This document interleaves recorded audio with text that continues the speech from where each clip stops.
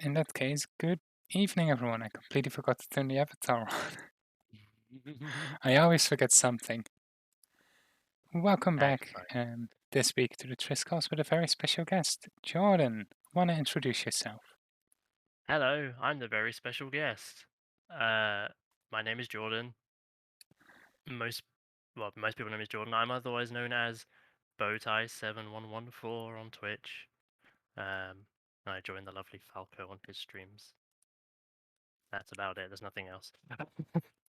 Yeah, I mean, because like I checked recently, you don't really stream that often right now, do you?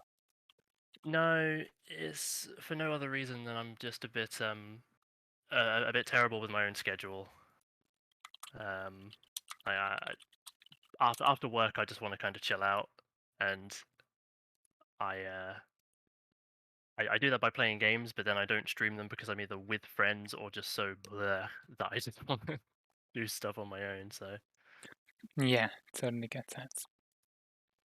Um, yeah, I try and uh, I kind of eventually got into a schedule of streaming just by starting to do it, but I have the advantage of I'm unemployable.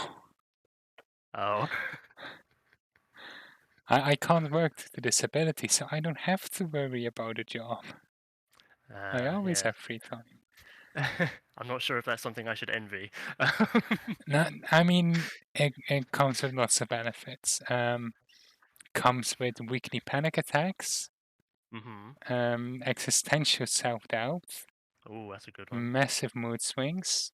Hmm. Um, Also a bit of incapable of leaving the house for long periods of time. Oh, So okay. it's all kinds of benefits. Yeah. I mean, hey, those first two, I am. Ooh, I know those well. But no, fair enough. Yeah, for me, honestly, it's mostly just the mix of everything I've got. Mm. Nothing in its own is very joining this house. I mean, Thank yeah, you, I'm hon. kind of. I mean, my my profile, my whole persona thing is a little orange tabby cat with a bow tie, so he's not wrong, and I don't leave the house. So Yeah, yeah, I so mean, why I would like you? it. Yeah. I do get that feeling. Staying indoors is just so much better. I mean, it's fine. We have to go. I do have to go and get my quarterly fresh air this Thursday. Because we're Hmm. getting our second jab. Ooh, that's Yeah, good. I yeah, only got fully one vaccinated. jab. I got J&J. Oh, okay. So And now I'm hearing a lot of people about boosters, and I'm like, wait, should I take boosters? I don't follow the uh, news. I don't know what's going on. I just stay indoors and don't interact with people. I mean, honestly, that's probably one of the best ways to not get COVID is just to not leave the house. Yeah, Um, but no, yeah, you should definitely get the second one. Boosters will definitely be coming yeah. I because mean, with J&J, there stuff. was no second one. Oh, right, it was that one. Okay, okay, okay.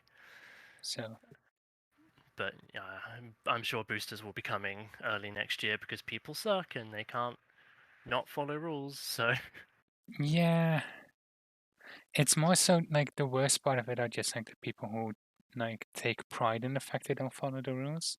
Mm, Because it's like literally nobody at the convenience at the grocery store I go to wears a mask. really, Yep. oh my god, that's still it's not a nationwide requirement over here anymore, but Yeah, that's why everyone stopped. so many shops still enforce it here that it's like if you go in without a mask, you're either gonna get stopped by someone and be like either mask up or get out. And most of the times, people, I mean, at least here, will mask up, but some of Yeah, them will just yeah. straight up turn around. It's yeah, I doubt that's gonna work much in the Netherlands. People are Mm, very much like people will make an issue out of other people telling you not to take put on them. People make an issue out of it if you force them to. oh, really? Yeah, Dutch Mm. people are weird. I mean, it's fine, weirder than the English. God, the English suck. Oh, I know. So much more. So much more. We're so bad. I say we, but like, God, they're awful. But hey ho. It's Harvey who has to deal with the outside world, isn't that right, hun? Yeah. But yeah. But yeah, for the topic list of today, Mm. um, we don't have much on it, but I did one thing I wanted to start off with to ask you at the start. What's your favorite biology fun fact? Ooh, a fun fact. Ooh, there are so many. I've been Hmm. doing a bunch of biology research earlier today.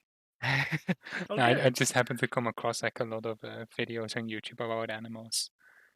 Oh, see, so okay, so obviously you know me mostly from Hayden's streams, Yes. where I will randomly throw little tidbits about. But my main expertise with biology, which is what I studied at A level and university, is human biology and virology. So how the human body works and how it's affected by pathogens, diseases. So that's my bread Okay. and butter. Um, that being said, I think my favorite biology fact is that your DNA is 70% nothing. It's because I amount up to nothing. No, one, no, you're valid. And two, You by walked right you, into that one. I did. I'm going to be careful about. Um, but no, so by you I mean humans, just in general. 70% of our DNA encodes for literally nothing. It's blank space. Yes, Triss is valid. Good shit, Hunter Pumpkins. Um, and that is an interesting phenomena that all humans are prone to, and it's called aging. Uh, we have a giant chunk of our DNA, our chromosomes, called telomeres, which is just empty space that does nothing except for regress.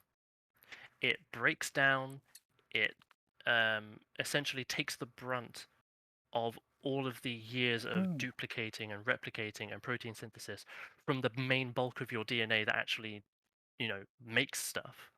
And yeah. it sacrifices itself so that as we age, it's that gets destroyed first so that, we live longer.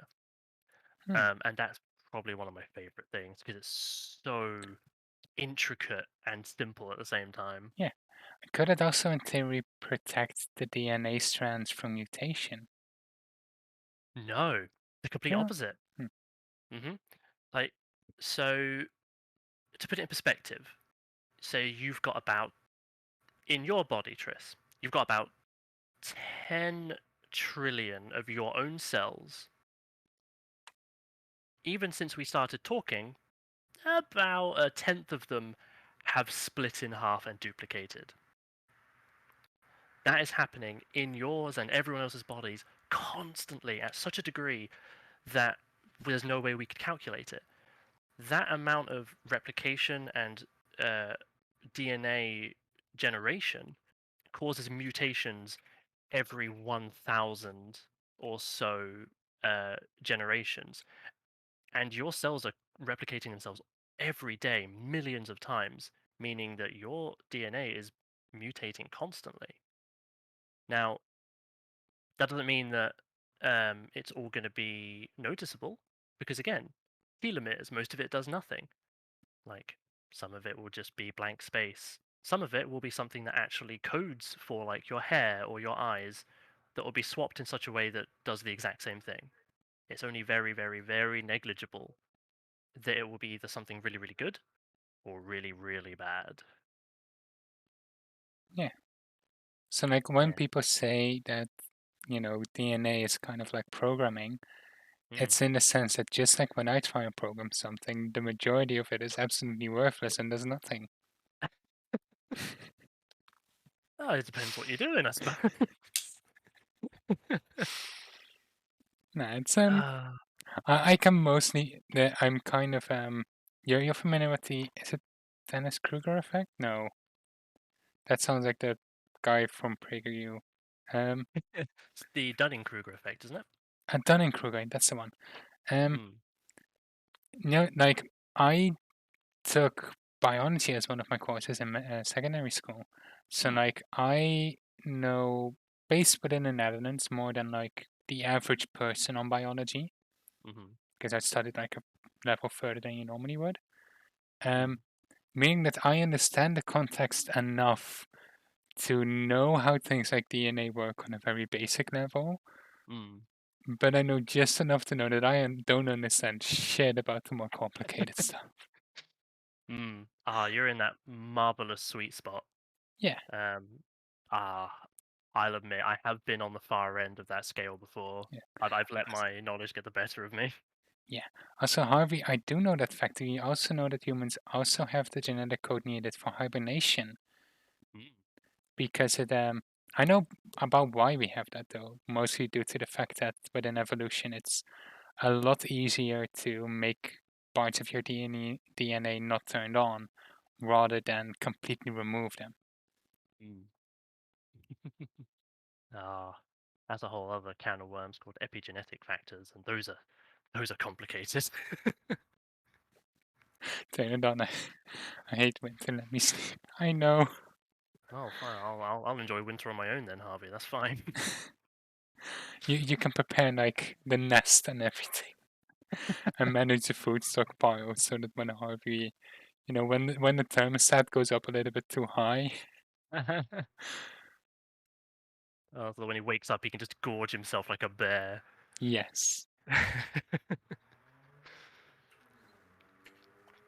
It's Oh like dear. I think it was like Saturday during the stream that like Harvey in chat and I just kept going on for some reason about the anatomy of my boating races. Oh, I know. I was listening. And I'm kind of looking back and like, why the fuck did I go on to that tangent? Oh, it was interesting. It's nice to theorize about that stuff Yeah, and like imagine how it would work and what kind of things would be like impossible or yeah, I think, in yeah. sorry. No, you go at it, you go at I was just gonna say like things that like in a realm of fantasy where magic and stuff exists, you could just kind of ignore our real world understanding of biology, you know. it. Yeah, because like, and this goes a little bit into a later topic, but I don't really much care because it's a very quick tangent. I have the same whenever in fiction. Um, Star Wars is a good example when they go, asteroid fields aren't that close together. If you look at the asteroid belt in our star system, they're actually very far away. And it's like, it's fucking fiction, Mm. just let it happen. Like, yeah, that's our solar system. Have you seen any others? Hmm. Because it might be different. AC Henry, a YouTube channel who does a lot about Star Wars stuff and other sci-fi, did actually mention, like scientifically speaking, our solar system is not enough to make any predictions about other, like general in space asteroid fields. Um, Definitely. we can kind of tell due to gravity that asteroids would collide with each other, most likely, and either shatter into dust or clump together. Mm. But we, technically speaking, don't know the rate at which this would happen. Yeah. Meaning that if we take like the astronomical large age of the universe and how everything's constantly like dying in it and being reborn in ways, it's absolutely possible for an asteroid field to be very close when it's very early in its life and then pulverize and either pulverize and become smaller over time Mm. or clump together and form a moon Yeah. or other celestial object. Definitely. Yeah, Like, that's a it's... complete tangent. Let's go back to biology. okie dokie.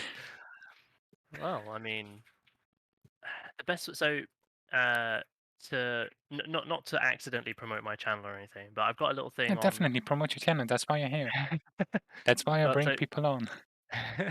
so on my channel, I've got my channel points are called bow ties, and if you spend 1,000 of them, I've got a little thing where I will read out or recite from memory a biology fact if you don't have one, or if you've got a specific question, I will do my best to answer it. If I can't, I'll go away and try and find it. Didn't it say science fact last time I checked? Yes, Because I asked you something about along those lines. quasars. Did you change it? No, no, sorry. It is a science fact. You're right. And you did ask me about quasars, and then then Hayden and I went on a big ass tangent about quasar. I know. Ah, that was a really good question actually. Yeah, that's why I did it. It was good. Um, so I mean, in terms of biology, unless you've got anything specific to ask me, you could always ask No, I that. think just in general, I think it can be a very fascinating subject. Because, like as I mentioned in secondary school, I was one of the subjects I chose. Hmm. And like not to brag, but like my very first period in secondary school, I got all perfect marks on biology. So Nice. I know like a lot about the most basic concepts of biology. Like what's the difference between a bacteria and an animal? Well, let's see. Oh No, dear. like I legitimately um because the way to do it in the Netherlands, they have like lots of short um what we would just call like a written assessment, and Hmm. then you go for like the proper exam. Yeah. And then like that's just in the early years, and then like you have like the final exams in the final years. Um, but I got all my written assignments. I got like perfect marks, and then I got like one mistake um on the actual exam of that period, and I just negotiated with the teacher to explain that while my answer was not the intended answer they were looking for, it was scientifically possible, so it should count. It was about why a bacteria was passing through a filter. Okay. Um, and I think like I think my answer had to do with the fact that it was malleable enough to fit through by as long as like the cell core could like all the components inside could fit through independently. Just Hmm. do a small bit of the body of the bacteria through all of the um, individual parts through independently, and then like the rest of the body through. Hmm. Because you wouldn't need to squish the entire cell at once if the cell itself is malleable enough. And the answer they were looking for is just small enough. If I remember correctly, it's like 9 years ago now or something like that, so I'm not certain anymore. But Hmm. Hmm. I mean, that's one of those interesting theories to think about because like the first thing that I immediately question about that is what about the cell wall? Because from what I remember, every bacterium has a very thick layer on the outside past their cell membrane, which every cell has, called a cell wall, which offers them a bit of extra protection from the environment, us, antibiotics, all that kind of stuff. And it's very non-permeable. Like it's got very few um, protein gates that allow things in and out. Um, so my only question to that would be, how would the individual parts get through that cell wall without yeah, I'm rupturing?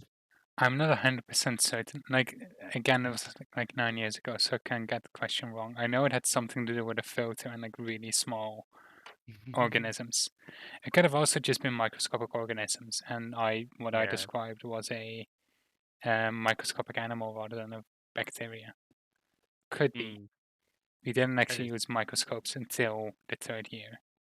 Ah, So I see. So yeah, that would be like something like a tardigrade then. yeah, because like because microscopic animals don't have Hmm. cell walls. No, they don't. Hmm. Well, fair enough. And I think I can't remember the name of it, but there is one that you can find like in petri dishes that is capable of um, extending itself so much that it uses its hand. It just latches onto something, and then as soon as a smaller cell comes by, it just kind of like shoots off to catch it.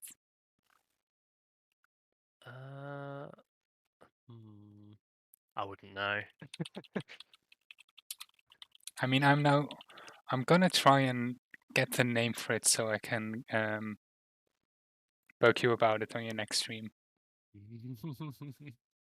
It's like, I mean, how much points do I need? I think Ooh, it's I 1,000. I have exactly 1k points. Oh no. So Well, I don't know when the next one's gonna be, so you might be holding on to those for a while. now I'll just get you to do a Elite Dangerous stream with me, and then while you're going on about it, I quickly drop into your chat to drop the points. Ah, that would work as well. I do like Elite Dangerous. Mm. Okay, that's fine. That's fine. I might just have to pop into your chat and then just give you a Triss is valid. How dare you? I You mean, know, don't threaten me. nobody nowadays does a rate my ship anymore. I don't really have. Is that so? Is that like a? Would I click that and then you rate a ship of mine?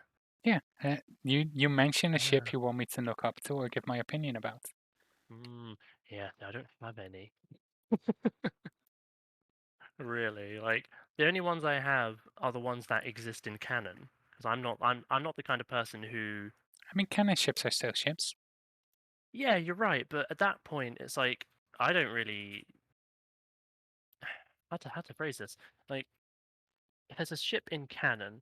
Let's take the Owl House for example. Ooh, good choice.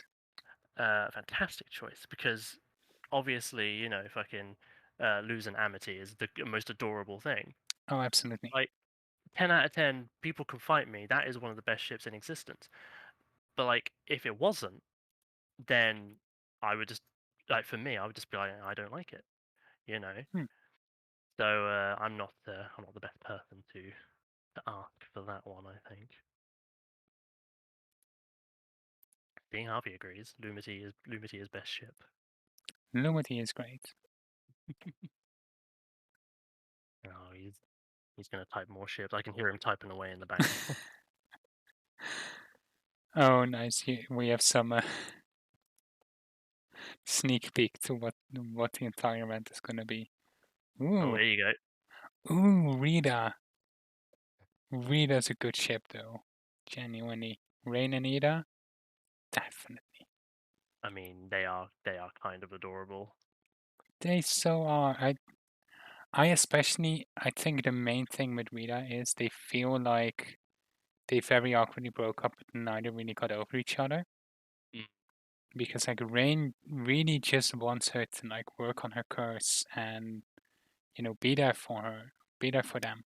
And Ida's like, I want to live my life, and I don't know how I can be with someone with everything going on. And they just deserve each other so much. I think before Oh, season 2 came out, shipping Ida with Camilla was very popular though. oh, really? Yeah. Oh. Hmm. Hmm. Hmm. I mean, I'm polyamorous. I'm for both. I have two wives and four. No, wait. Can't remember at this point. Yeah, I'm trying to count while also talking, which is not very easy. Um, yeah. Wait, did I count? Yeah. Two wives and three girlfriends. So Hmm. I mean, fair enough. I mean, look, everyone is entitled to what they want. I'm a firm believer of that. As long as it doesn't hurt anyone else, there's no yeah. problem. I mean, that's just what happens when you're pro and polyamorous at the same time. And I am here for it. And you know, there's nothing wrong with those ships either. I'm Yeah, just like, Ida deserves rain, in my opinion. definitely. They do deserve. They're the perfect match. I think my one question is, does Rain deserve better than Ida? I mean, definitely, but that's not to say that Ida isn't going to improve. Because I mean, Yeah. did you see that harpy form? Like, god damn, she's making progress. Jordan, I'm sapphic. Did I see it? I know you did. It's Yeah, like I they'll think it make is like progress. And, the one thing limiting the relationship is either needs to do a lot of improvement. mm, but again, progress is being made. We can see that, so it's I think that'll be fine after a while. Yeah. One ship that I do find really odd and kind of uncomfortable Mm. is Hunter and Luce. Oh yeah, no. Because like especially because like they have such good sibling energy Mm. that it's like they in my fandom head they are adoptive siblings. Like if I Yeah. were to write an AU, I would make them adoptive siblings. So Mm. it's kind of like, nah, nah, no, not them together. No, I fully agree. They've got that kind of sibling rivalry thing going on. Yeah, They're like they've both got their own agendas, but they cross over enough that they can help each other get over things. Like for example, like Lou's helping Hunter realize that talismans are actually not terrible, yeah, you know, and all that kind of stuff. So yeah, absolutely. I'm in full agreement with you there. I can't wait for in season 2B where Hunter eventually leaves Bellows and joins the Owl Squad. Oh, same. Oh, if we are talking about the Owl House, and this also Mhm. goes to Harvey in chat, what do you think Lucy's punishment will be? Oh God, Harvey and I actually discussed this after I'd watched that episode. Hey, Capture. Um, the first thing I said, which was kind of a joke, but I'm kind of like, oh, it might actually be true, is the griffin at the beginning, like the very first griffin you see, the one that vomits spiders. Hmm, but um, but more what we think griffins look like. So she'll change what the kind of perspective is, and I reckon Ida would be like, "Oh God, it's hideous," but to us it would look like really majestic. interesting. Personally. Here's my bet, and I got this from Eclipse Lake. Mm-hmm. I'm gonna say it's gonna be a bat. Uh, Because in the Eclipse Lake episode, the Tamagotchi that she uses to text with Amity hmm. has a bat and a white cat, and like enough tokens to signify her and Amity. And Amity has a white cat Ah, talisman, yeah, you're so I right. think Lucy's gonna get a bat. Okay. And it Mm, kind of fits her goth aesthetic. Either that or Otter with a dark side. yeah, yeah, I can see that actually. And like now that you think about it, a lot of things she's done, like there's times where she's worn capes or kind of like gone in disguise. They have been very bat-like, haven't they? Like Yeah, almost like bat wings and things. So that's a good one. Ooh, I want more owl house. I know. First time having a large show hiatus. No, but I just hate it. I know. I Yeah, hate Capture, hate. we're doing great. Hmm. Yeah, doing good, doing good. Speaking of show hiatuses, there's a show that I watch recently got like new episodes released, Hmm. and it's like half a season and the other half comes out in December. Ooh, And it ends on that's such a cliffhanger as well, and I'm like, how could you do this to me? oh, that's a big gap. Yeah, especially because it's like it's going to be the final ending of it, and I feel like it probably is because I couldn't get it all done in time due to um COVID. I would, Hmm. if I had to guess, but still, a bit of me is like, this show is like really, it needs to come to an end soon. Okay. Like it's just kind of it's played out as much as it should. Any more would be gratuitous and kind of feel like it's losing something in a way.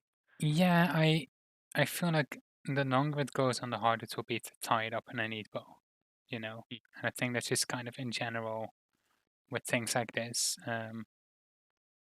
Take too long and it eventually you can't pay it or satisfyingly anymore.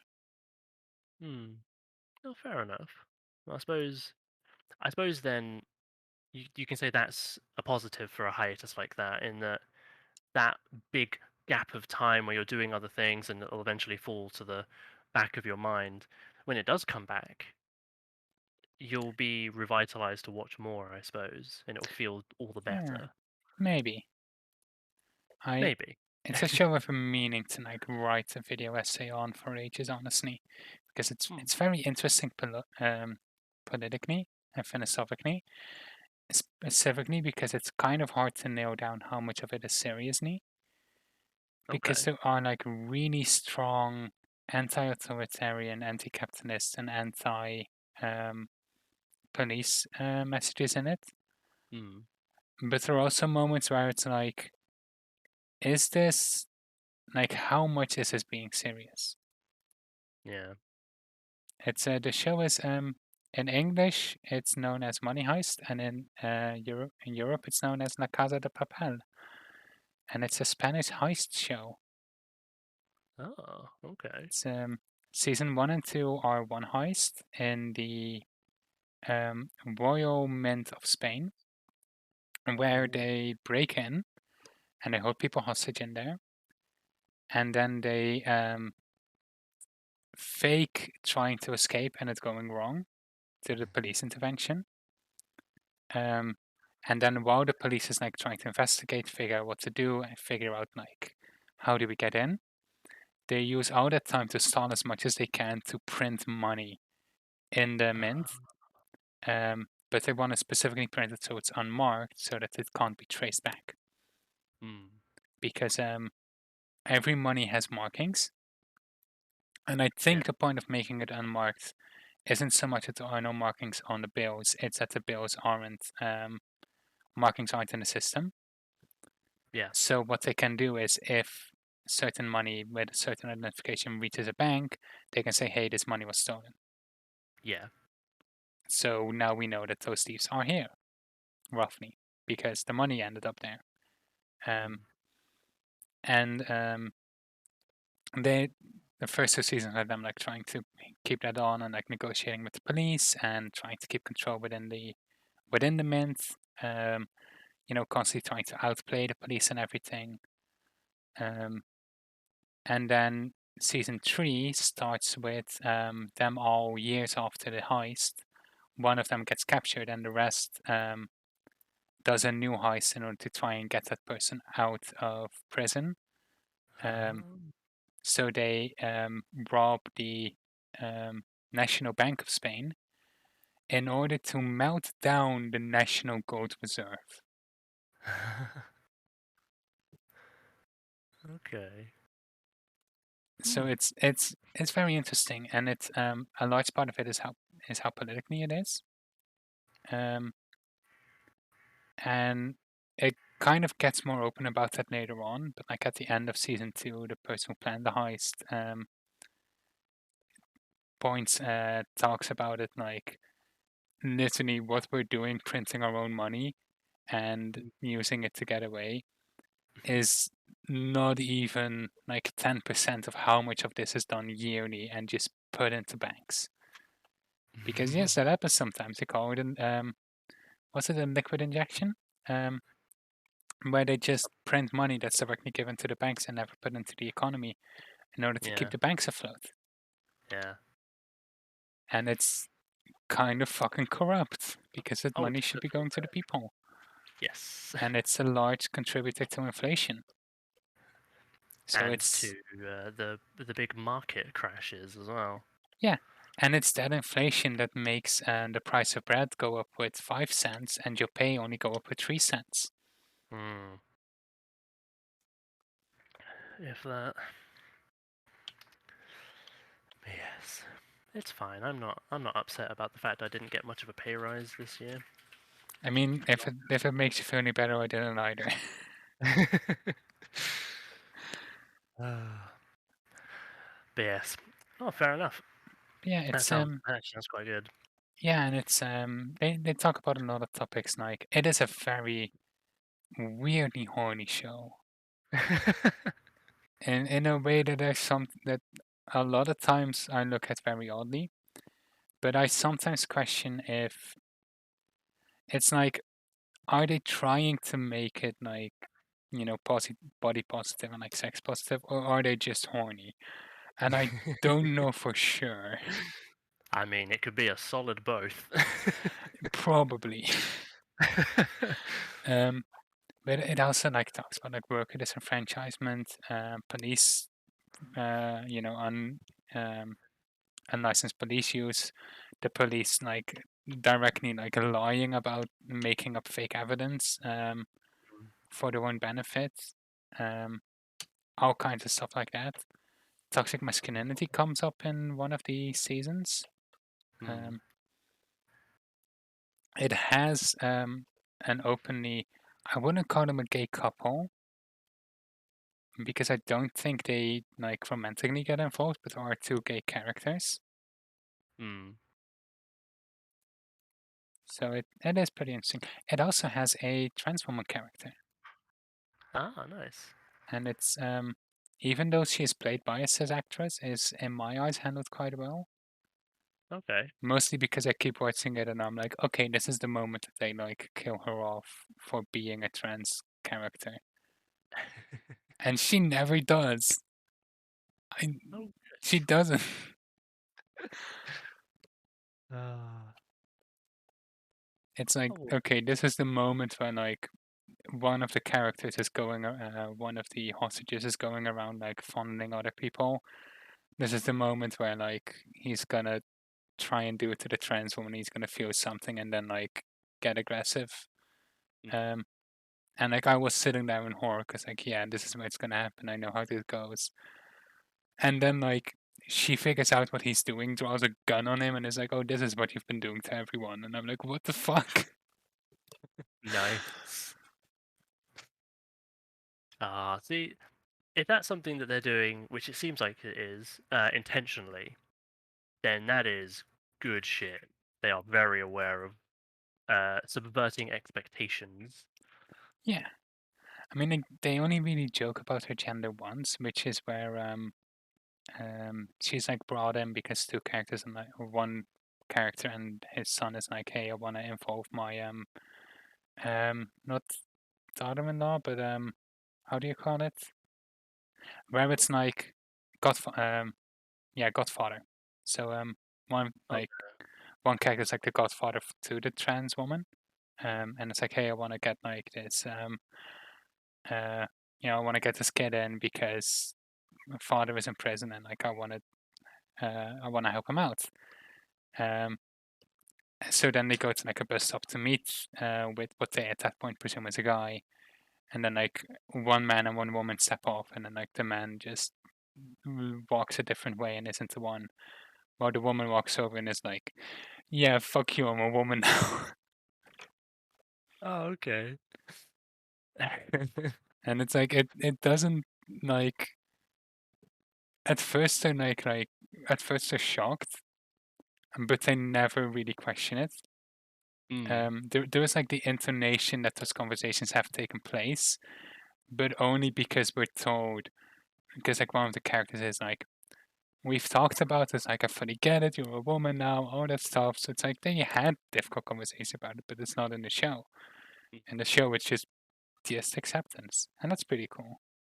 That is cool. I like it when it seems to be becoming more and more commonplace now that they're just there. Yeah, Like LGBT characters are just there yeah. because in real life they are just fucking there. it's Yeah, and it's like uh, it's always like commented on that they are, and mm, in some cases, like in her case, she does go into like why she's trans and what it means to her. Um, mm, but I kind of feel like it's more there to be like, hey, this exists. Look at this.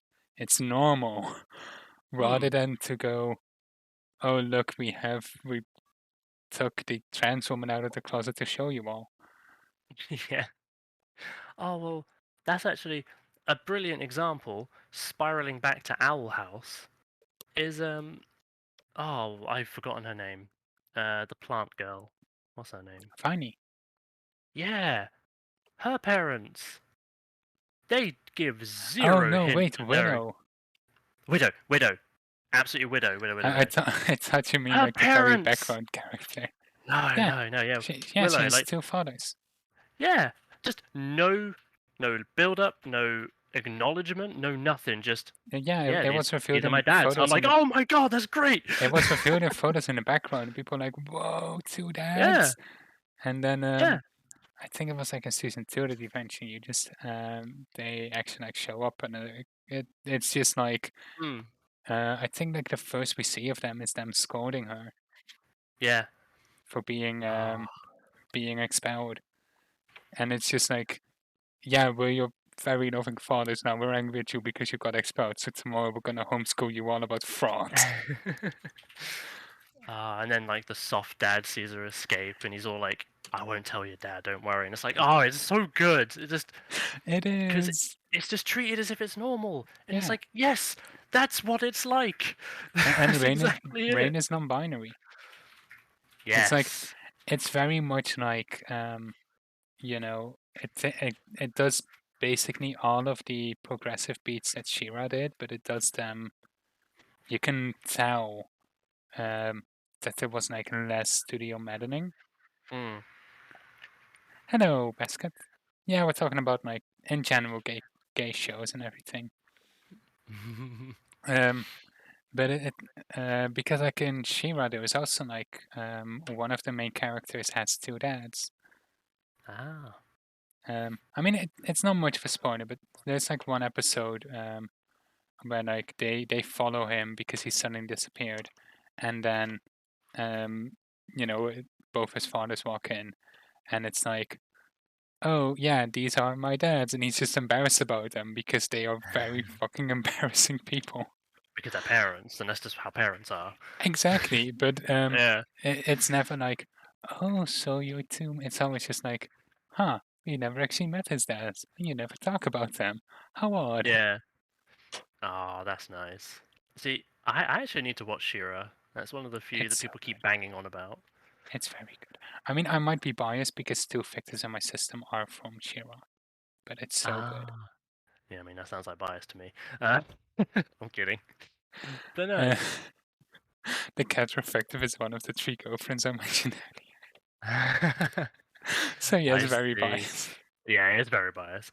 But no, I'll give that a go. Is that on It's on Netflix. Netflix? Yeah, Okay. it's a Netflix original series. See, I don't know these things.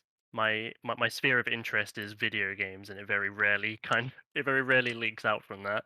Money Heist is also a Netflix original series. Ah, good to know. I'll have to pilfer Harvey's Netflix. He's pilfering from his parent. Speaking of Netflix original series, a show that I think, based on what I'm seeing in chat, Harvey would also really enjoy, Sense 8. Um, made by the Wachowski sisters, the ones who did The Matrix. Um, Mm. it's about 8 people from across the world who get a psychotelepathic connection with each other. Ooh. You have Sun in Korea. You have Kala in India. Cafius in Kenya. Wolfgang in Germany. Riley from Iceland. Lito in Mexico. Um, Will from was it Chicago? Will sucks. I'll go on about it in a bit. And Nomi from California. But Nito is confirmed gay. He has a boyfriend. Um, Mhm. Nomi is a trans woman played by a trans actress. Excellent. And really, really fucking good representation. Um, the and like in general, like it's kind of like basically everyone in the show is pan technically, because at more than one point they all have collectively a telepathic orgy. That's not a joke. Oh, I don't think it is. I just found that really. I wouldn't have I thought you were gonna say something innocent, like they all have like a crush on the same person, not No, like they bang through their minds a la fucking Mass Effect. complete with everyone else's partner there. Oh, Um, amazing. because like Lito has his boyfriend. Hmm. Nomi has a girlfriend. Nomi's girlfriend is played by Frima Agiyama, who also played Martha. No, what's it? Yeah, Martha in Doctor Who. Um, Oh. Will and Riley get together, and again, Will sucks, but I'll go about that in a bit. Um, Kana has a fiance she's betrothed to, but also falls in love with Wolfgang. Ah.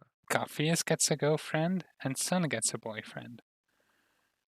Hmm. And like the very ending has another telepathic orgy, but at the same time, everybody is like with their partner at the same time, and Oh they're my very god. interestingly shot because they honestly don't feel very horny because it's a lot more about um, connection and everything. Hmm. It's very pretentious art about it. I It's not see. like here's some floppy genitals on screen because plenty of shows do that already. Yeah. Oh dear me. It's a good show though. It's a really Fair good show. enough. Oh, there you go, Harvey. You got someone else to binge. Yeah, it's Uh, well, one reason I suggest it to a lot of people is because it very much captures a lot of what it feels like to be plural. oh, okay. So I'm always kind of like towards people like, hey, this is something really interesting.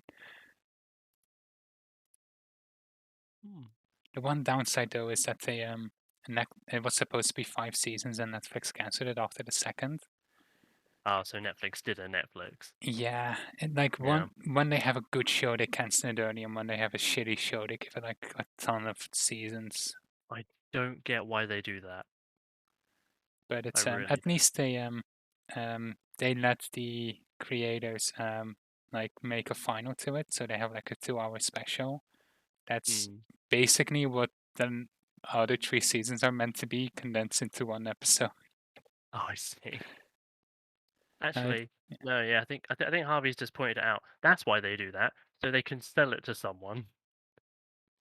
I wouldn't, on one part, I wouldn't be surprised, but how technically complicated that show is to make Hmm. is, I mean, maybe HBO Max could do it. I would only want to see it though if they got the Wachowski sisters to do it Hmm. and got the same cast. I don't know. I reckon. Adult Swim could pick it up. They've got that Rick and Morty money. Yeah, maybe. Or one way I would also like seeing it is if it was animated, but Ah. every one of the characters was done in the animation style and preferably by artists from that country. Yeah, that'd be interesting. That would be really interesting. Super expensive, and you would need to make it a lot shorter. Yes. But I would be very interested in, even just like as a special, I would be very interested in that. Hmm. Because like one of the downsides of the show is that there are a lot of moments where they are speaking in their own native language and it's like subtitled, but also a lot of moments where they're just speaking in English. And it would have been really cool if everybody spoke their own language. Yeah. Just like constantly. Yeah, just to Hmm. make it a little bit less English centric because already like they already have two Americans in it and one of them is a fucking cop. And this is why I hate Will, because Will is a fucking white cop in Chicago dealing with gang violence, and in his first appearance, the first like 2 scenes he's lecturing black people about why Mm. it's important and that they treat like a black kid who's in a gang. And it's such white savior bullshit. Mm. And like, Ah, yeah. Good old American propaganda. yeah, and his cop partner, who's in like in the car next to him, is a mixed race Mexican who's like Mexican and black mixed, so he has Mm. black skin. Um, and he would have been so much more interesting as a main character because he would have so much interesting things to say about a city like Chicago. I can imagine. Because that could be a really interesting way to talk about things like gangs and racial violence and all of that. But no, they went with the fucking white guy Ah, of course they did. and They were partnered like, "Ah, yeah, we've got our genetic diversity with the rest of the world. Time to and, get the white man and involved." partnered him up with the one cis white woman in the show Hmm. because the other white woman is trans. Hmm. I mean, but Triss, don't you know that like white people should be with white people? You know, that's what's it? Aryan. That's the way. No, no, that's not the right one. That's not the word I wanted. Aryan is It is something very America. different. I think you Wake up, mean America. Caucasian. No, no, I meant Aryan. No, no. Obviously, I'm joking, but um, I mean, I that's like the one thing that would put me off now, just because like if they've got all that genetic diversity and they then just decide to go, if they had done the one thing of put the cis white man with the white trans woman, done. That would have been it. That would have been fine. The fact that you then gone, you've said all this great stuff. You know, there's a trans Yeah. character and there's all this and I that. mean, it is an insanity show though, so it's like those two are not like the main characters. Even so, a Eh, lot of people are gonna are going to, because of how shows are portrayed nowadays, they're gonna fucking project onto those two yeah, characters more than the rest of them. That's the problem. And if you get Mr. White Righteous over there teaching black people how to behave, going out with Miss literally any white woman from whatever news station they've got, sorry America, then that's just what most people are gonna think is correct. yeah. It's nah, but there is like because Cassius is black and he dates a black woman. Um, Sun is Korean, she dates a Korean woman. Kana is Indian, specifically Hindu. Hmm. As in like also follows Hindu faith. Yeah. Marries a Indian man while at the same time dating a white boyfriend. Um, but they have like the one good solution to a love triangle there: polyamory. Mhm. Because the way Okay. they solve the love triangle is by just the three of them boning it out. And that's quite cool. Yeah.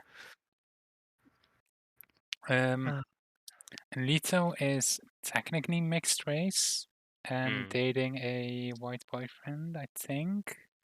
Can't actually remember what Hernando was meant to be. Even mm, though like the actor is not mixed race, if I recall correctly. Um, and then yeah. Nomi, the trans woman, is a white trans woman dating a black woman. Mm. Okay. I mean, yeah, you still got Yeah, you've got some nice. there is variety in there. It's just like it's the cop that I very specifically don't like because it is so white and straight. Yeah, they've got to balance out all that gay they put in there. Yeah, Oh dear me. it is like in general, it's a very good show. It's just like Mm. don't bother paying attention to those on screen. You can just leave Will. Just like when Will comes on screen, go and make a cup of tea or something. Yeah, no, to be honest, like most of season two, um, it's just him doped on cocaine, not able to do anything. And I wish that was a joke, but it's not. Ah, a white cop on cocaine. I mean, They're really technically pushing the bar by there. that point, he isn't a cop anymore. Technically, it's like Oh, an ex-cop. yeah, like he so um. There's like this big conspiracy in the background of it because Netflix show. Um, Hmm. but because he goes in to like investigate what's going on, and they need to keep the fact that they are this like telepathic species, these telepathic humans need to keep that a secret Mm. because like medical organizations are after them. So he Uh, uses some of his like the cop resources that he has in order to investigate it and keep secrets. Um, hmm. and eventually he's found out on doing that.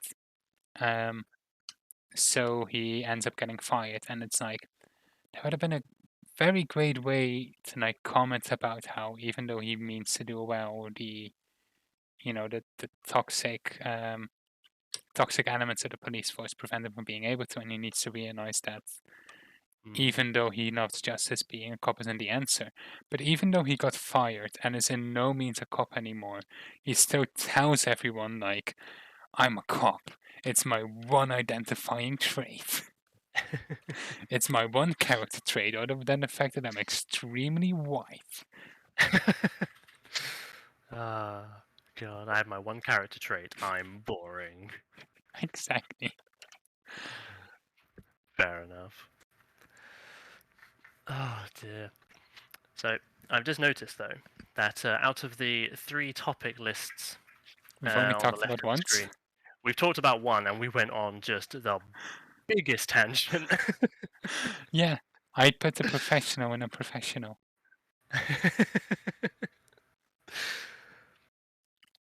Oh my God, But such a yeah, good topic. wonderful transition over to Elite Dangerous. It's a Elite lovely game. Dangerous. Ever heard of it? Oh, I might have. I might have only been playing it for like 5 years. Only 5 years? Only 5 years on and off. Yeah. Oh no, it's a great game. It's definitely one of my favorite games. Um, in terms of like when it came out, it was on. It was a Kickstarter game originally. Yeah. As a Frontier development, the lovely company who made the game, um, were struggling. They, they also did things like Planet Coaster and I did. um, a few other of those kind of civilization park building type games, but they weren't really. They were kind of just about keeping them afloat, so they had to kickstart it. They did very well, um, and I feel really bad for Frontier within the past couple of months because do you have their Odyssey expansion? I do not.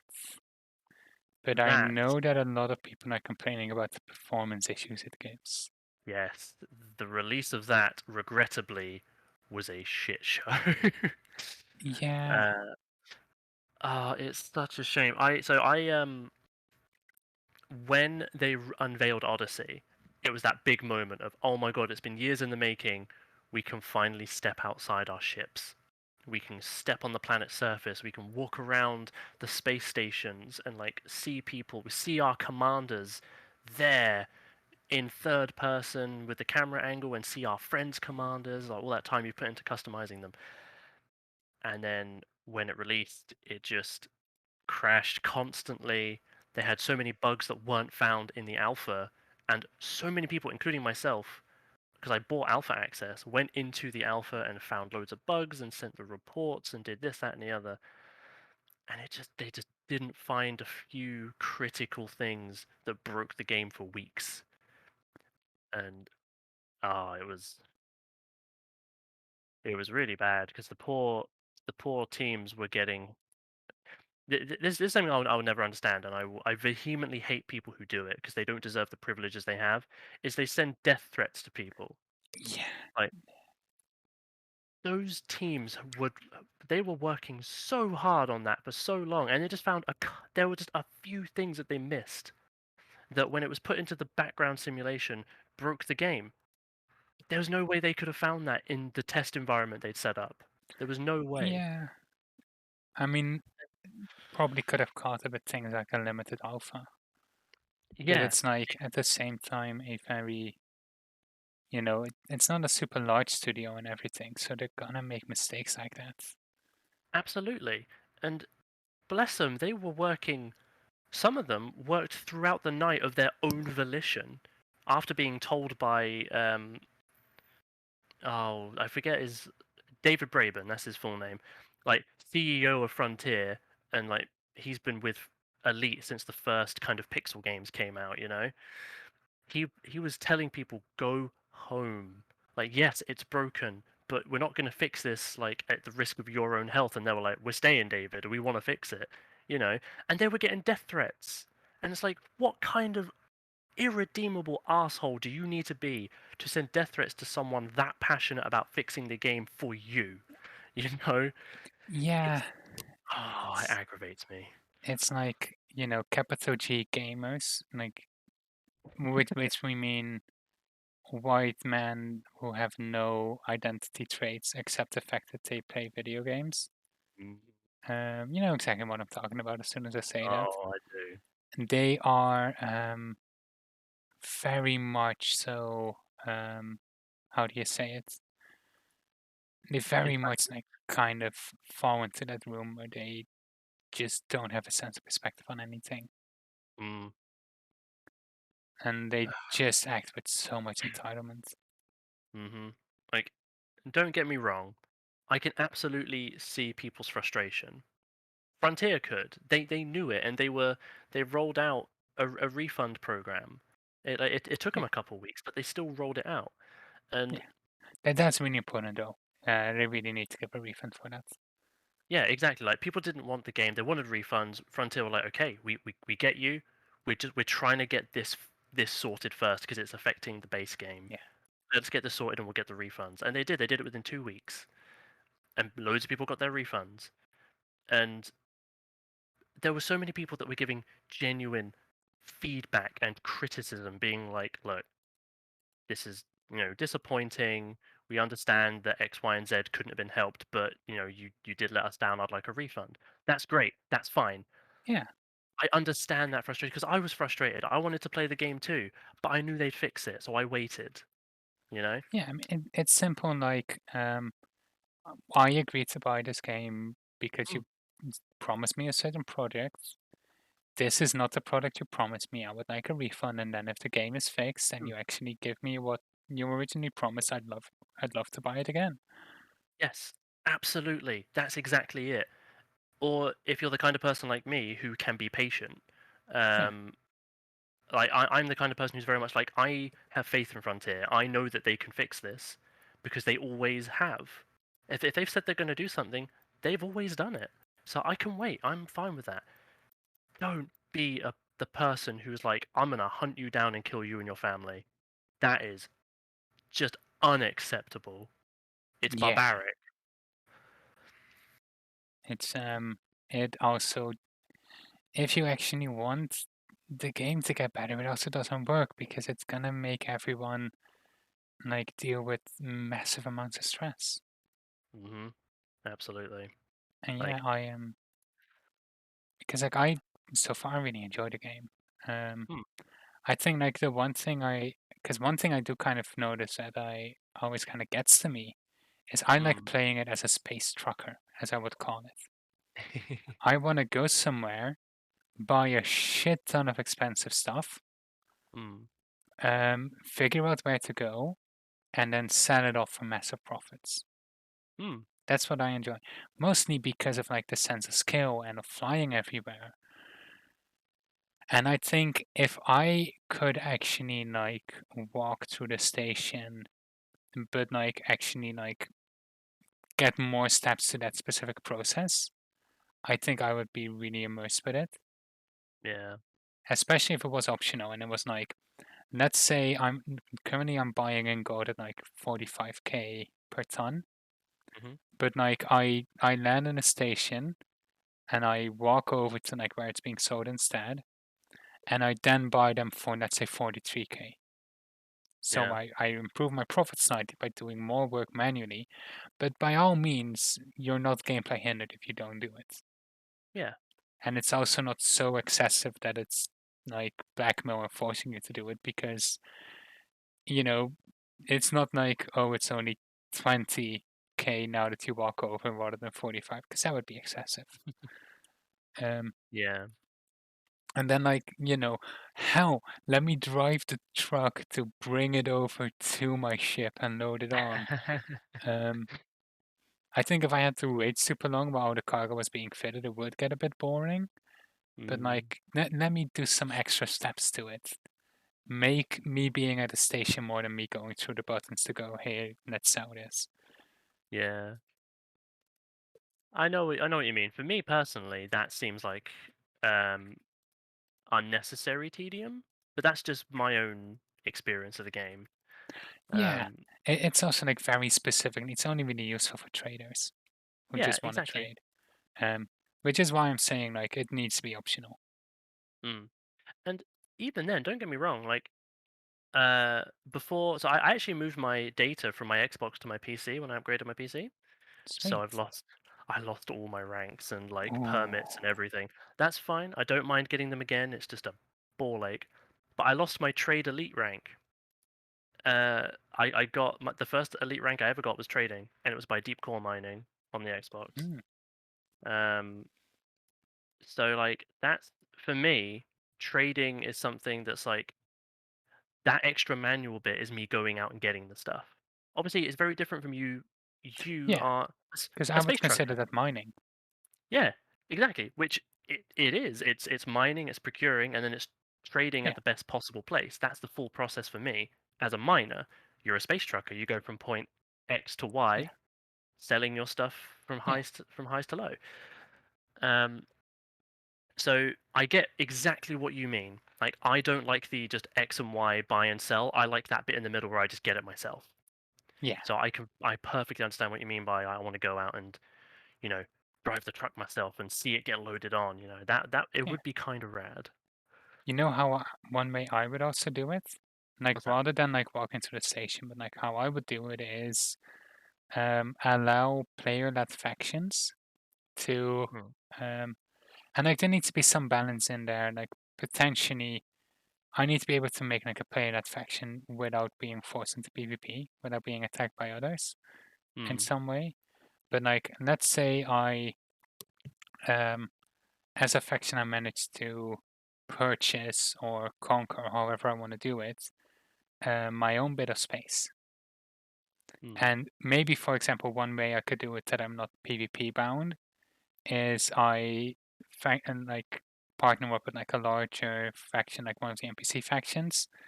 And like if somebody attacks my faction, then those NPCs come in to fight, and I don't have to.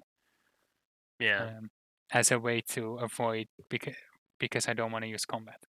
But the way it could work there is, I'd need to invest in it. So first I have like a tiny station. Um, the ones where we can't really fly in it, like the landing pads are on top of it. Um, You mean like you mean the fleet carriers? um, no, in this case I mean like built in. Oh, It gets built in the system. This like is the like actual fully hypothetical. Yeah, yeah, tiny station. Yeah. Yeah. yeah. Sorry. Carry on. I mean, logically speaking, you would first get a carrier before you would start something like this.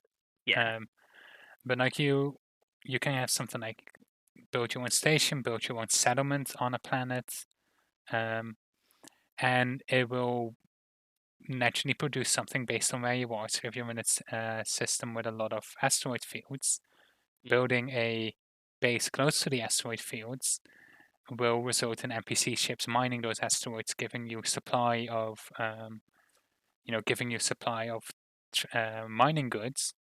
Mm. And then as the owner, you can get those for very cheap and then sell them elsewhere. Mm. And that's a Yeah. feature that I would personally find a lot of fun because That like would be kind of depending cool. on and like the goal would be to become large enough and diversify what you're creating. Mm. Okay. So I mean, really, you've just described Eve Online, I suppose. I guess I've never played Eve Online. Yeah, you basically described like what you can do with in Eve Online with like the player factions because that came out way before Elite and I played that for a bit and the thing with Eve Online is before it was free to play, it was very much like player driven economy to the point of you could earn real money by playing if you Hmm. were good enough. I think I've heard And of this actually. Yeah. yeah, because there was a thing called Plex, which is not only game time but big amounts of credits. And if you could earn enough credits in a month, you could buy a Plex to then buy your own game time. If you were really good, you could earn two Plex a month, buy your own game time, and then sell the rest for real money. Like you have to sell it for less than what sorry, Yeah, for slightly more than what EVE Online would sell it for. Otherwise, EVE Online wouldn't have made any money. But makes people used to sense. do that. Um, it was Wow. madness. They would literally control, like, big player factions would control systems and have giant wars with other player factions, literal days or weeks spanning wars with thousands upon thousands of ships to control systems and resources and production lines so they could earn their money and Yeah. earn Plex that way. I think with Elite Dangerous I would make it less direct though. Mm, I just make it like because I feel like the Elite Dangerous has like a very calm feeling towards it all. yes. Um, so the way how I would just do it is like if you are in friendly faction, like friendly player controlled faction, if you own it, you get essentially like income boost from it. Hmm. Oh Also, god I damn it, think Hayden. Hayden is referring to you in chat. Oh Hopefully not to me, or we're gonna need to have a very difficult conversation, Hayden. no, he's definitely referring to me. It's okay. God's sake. Hello, Hayden, you dickbag. Anyway. But yeah, I feel like I really like how comedy dangerous can be. I tend to just play Mm. in closed sessions because I don't want to do PvP. Yeah. Um, and like that's also just really what I would want to focus on with my what I would really like to see with like more passive based content. Like Mm. you can have the station and like you get a little bit of the profit from people who trade with your station. Well, that is something that happens with fleet carriers. Hmm, So if you've got a fleet carrier in whatever system and it's selling things that people want, then you will take. Then obviously you put tax on that. Some of yeah, that tax goes into maintaining your fleet carrier, or however much you want, and then the rest yeah. of it goes to you, to your coffer. Huh. Hmm. Like they Yeah. are So very essentially, I expensive though. want that system to become like expanded. Essentially, Yeah. like Hmm. I want like the next step to be a station or a planetary base, and like all the way up until like the large rotating cube bases.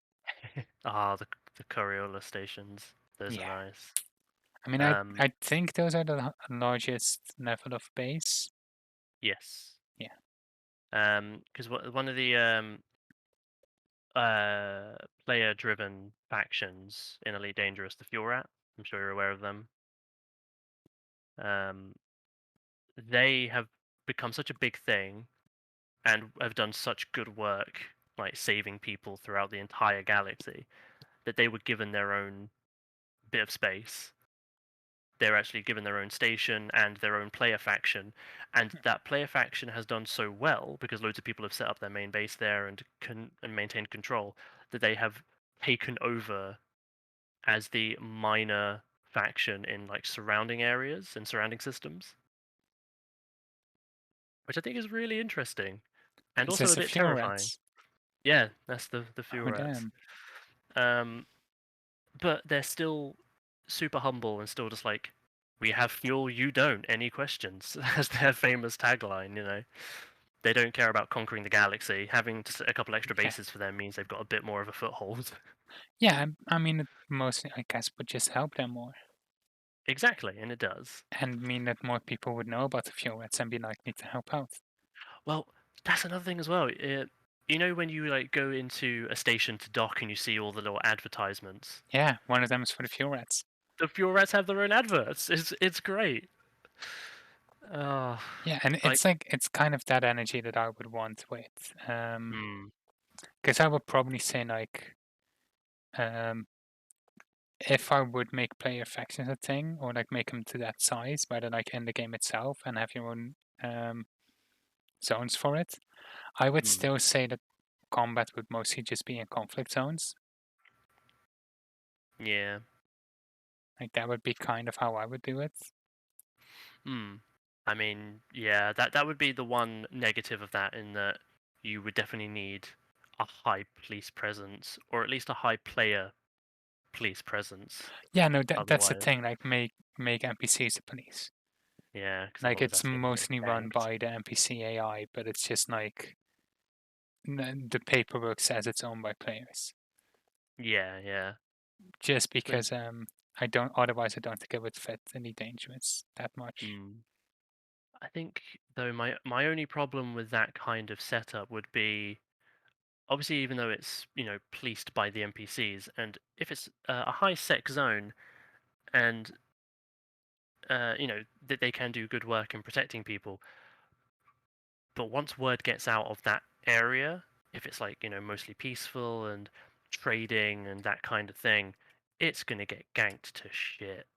Like that would be my Yeah. only concern would be you would need to have a proper organized player militia looking after it. Otherwise people are gonna get bullied. Yeah, that's like my one concern, like how much will stuff be ganked and like how would it Mm, be gank proof? How do you balance this? Honestly, like thinking of it now, that might actually be the reason why it's not in game. That yeah, they are too afraid of it being ganked. straight up, because it does happen, and you do Yeah, get people patrolling, being all like, ganking the gankers. It does happen. I mean, yeah. I've been threatened before. I've seen it. I've seen it with the fuel rats actually. I think I watched a video on the fuel rats where there are people who attack the fuel rats as they're refueling people. Yes. Um, so like sometimes people will be like, "Hey, I'm gonna go out here and fuel this person. Could I get an escort? Because I don't have guns." And someone in a like fully geared anaconda will go with them to keep them safe. Yeah, But it reminds me of the one time I got threatened. I was in my home system at the time, and I was still on Xbox of Erivate, which if you start really early on, that's where you first start off in Erivate. And I was just returning home after like a long mission, and I was just docking up. I was in a fully geared anaconda, ready for combat. And so someone like had scanned me, and they were like, "What's your intention here?" And I was like, "What?"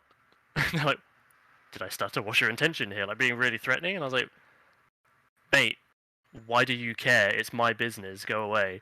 And he went, "It's my business because I'm pretty sure you're here to gank some noobs." And I went, "Oh, that's your play. Okay. Well, don't worry. As you can tell by the fact I don't have a bounty on me, I couldn't care less about newbies doing their thing. I'm just here to do some missions." And he responded with, "Make sure it stays that way." And I was like, "Sod off, mate. Keep your roleplay to the people who want to roleplay. I'm not interested." And he went, "Okay, fair enough." Like, it was such a weird experience. The only one I've ever had, but I remember it vividly. I mean, I don't put guns on my ships. Um, I think Hmm. I had one. Actually, that's not fully true. I had a Viper before that I recently Ooh. sold in order to get a Type 6. Um, and I did put some extra guns on the Viper because I had the fear of like eventually someone's gonna try and gank me. Um, Mm. Space version of furries being too forward with RP.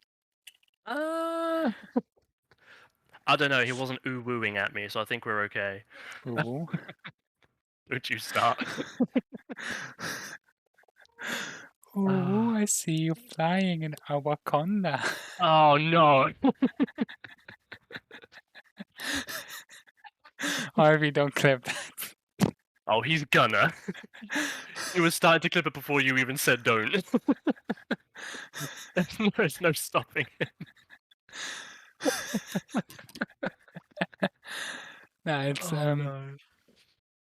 I can't even but like I think my Oh. current ship in the Type 6, I just can't be bothered putting guns in it because why would I? I'm just trying to save up so I can buy a Type 7. Yeah, I mean, to be fair, if you've got a T6, as long as it can, um, as long as it's got enough armor or shielding to withstand some gunfire whilst your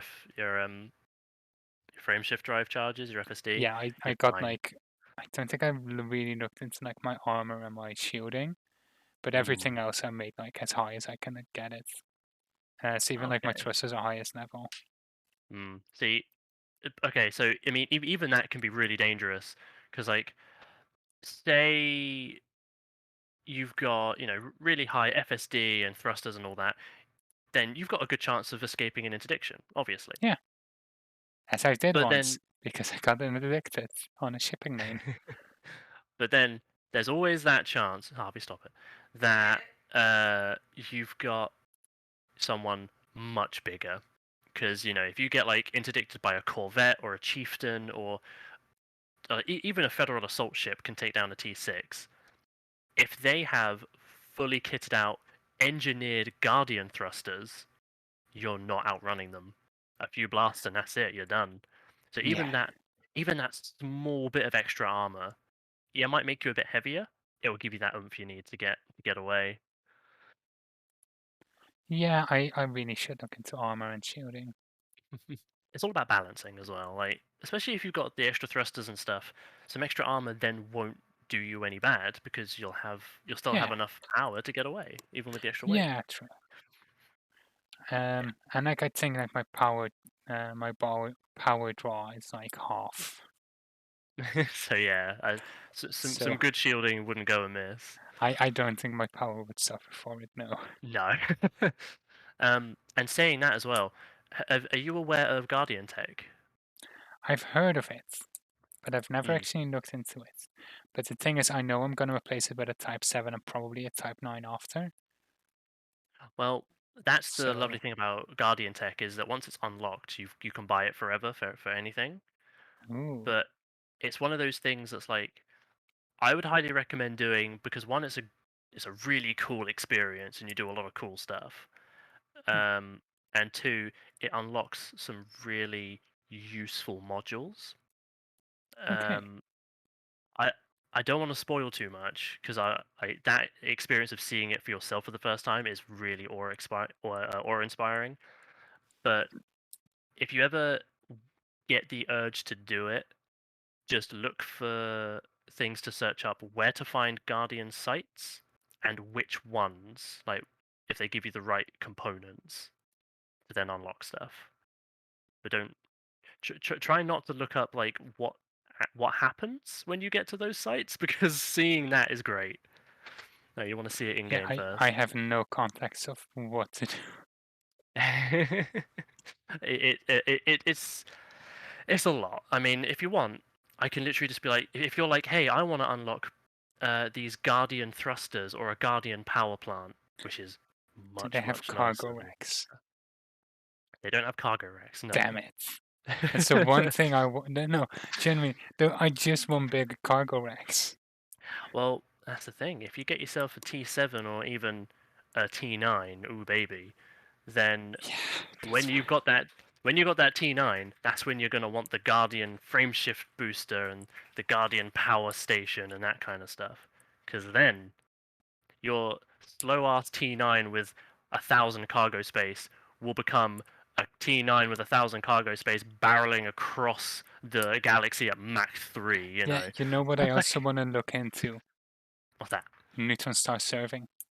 Oh, that's hard. Here's the thing, though. That's the exact kind of thing Hmm. that I could throw myself at time and time again, and Hmm. like eventually get really good at. It. I mean, that's how you do it. Uh, I did try neutron star jumping, and the 3 times I tried, I blew up. Because like I've only watched one video on it, but it's like you need to go into the stream at an angle, Hmm. then it will boost you up significantly, Yep. and then you need to fly out of it and then make your jump. Yes.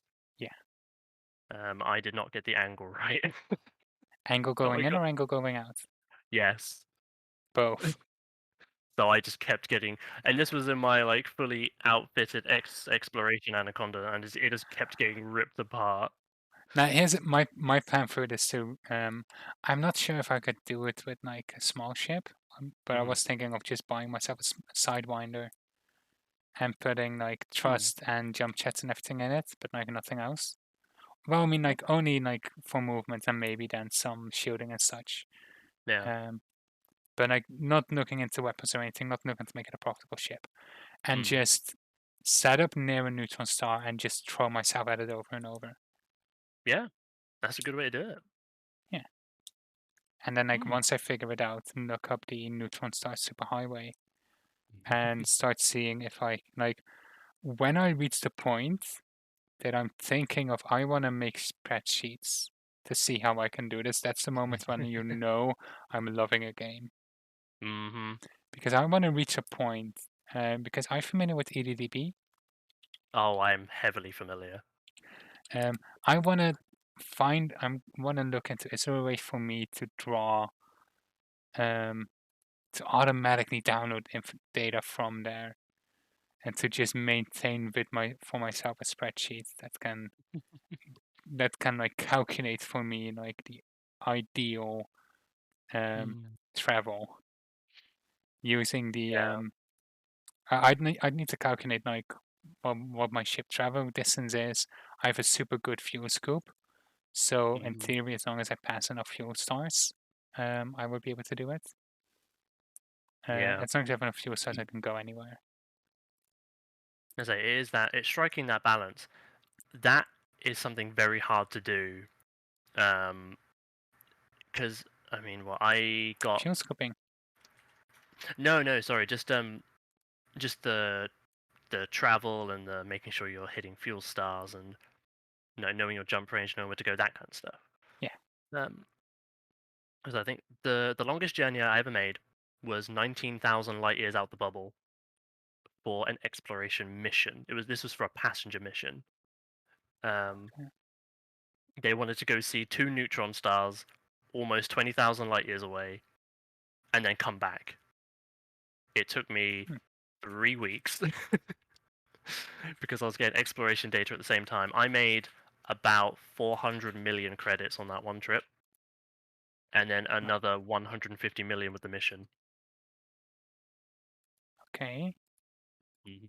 And figuring out how to get there was the hardest part because I had to keep changing where I was going because of fuel stars, damage caused by like warping into neutron stars that were too close, or binary star systems, and I would like overheat slightly. yeah. Luckily I had a repair module, but if I didn't, I would have been dead before I got there. For me, I don't really have repair stuff, but I do have a heat sink for when I fuel Mm, scoop.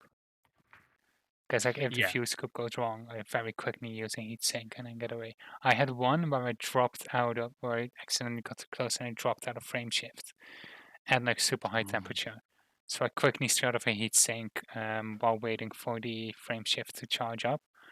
Mm-hmm. Then shot another one just before I jump out, and then just go away. Yeah, that's the best way.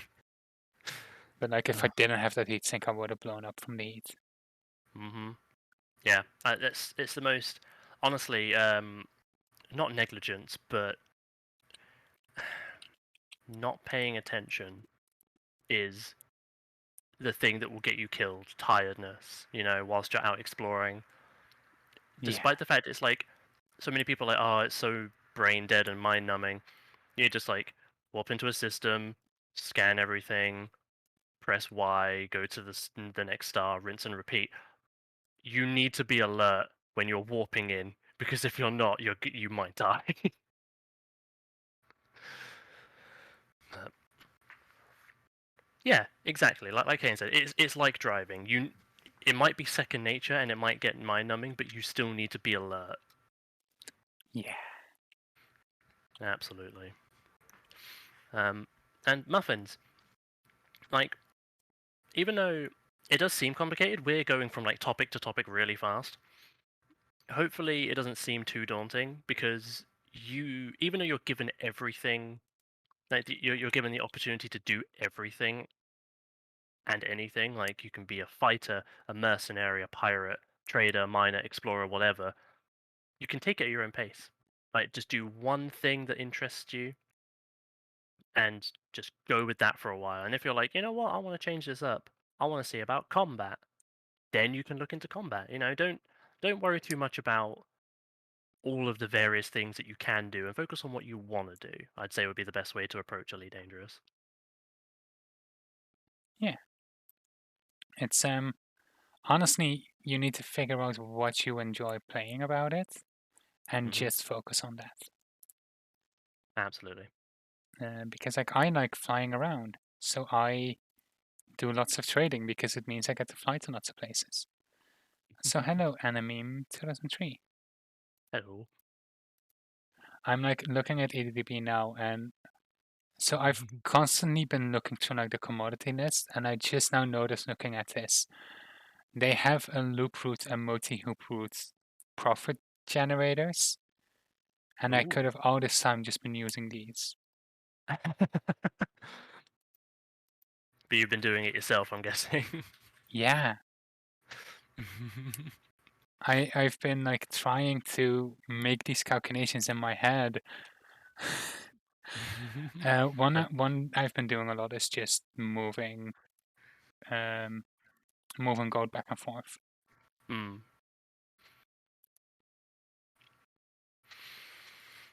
Oh dear, but now you've got an entire loop you can do, or various loops. Yeah, I mean like I kind of did a loop, um, Mm.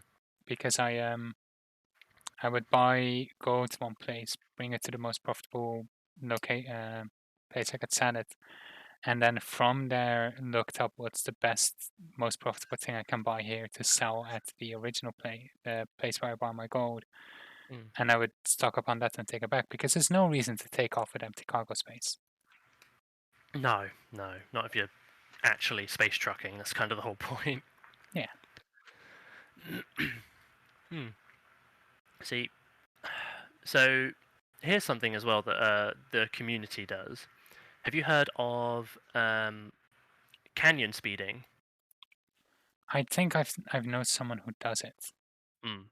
So, for those unaware, uh, that is one of the most terrifying yet fun things to do in Elite Dangerous is to kit out a small ship or a fighter, like that you can launch from your ship, um, for speed and maneuverability. So max thrusters and boosters and all this, and really good power shift, power distributors. Find a planet with really deep, long canyons that are wide enough to fly through, and then just barrel through them at like a kilometer a second.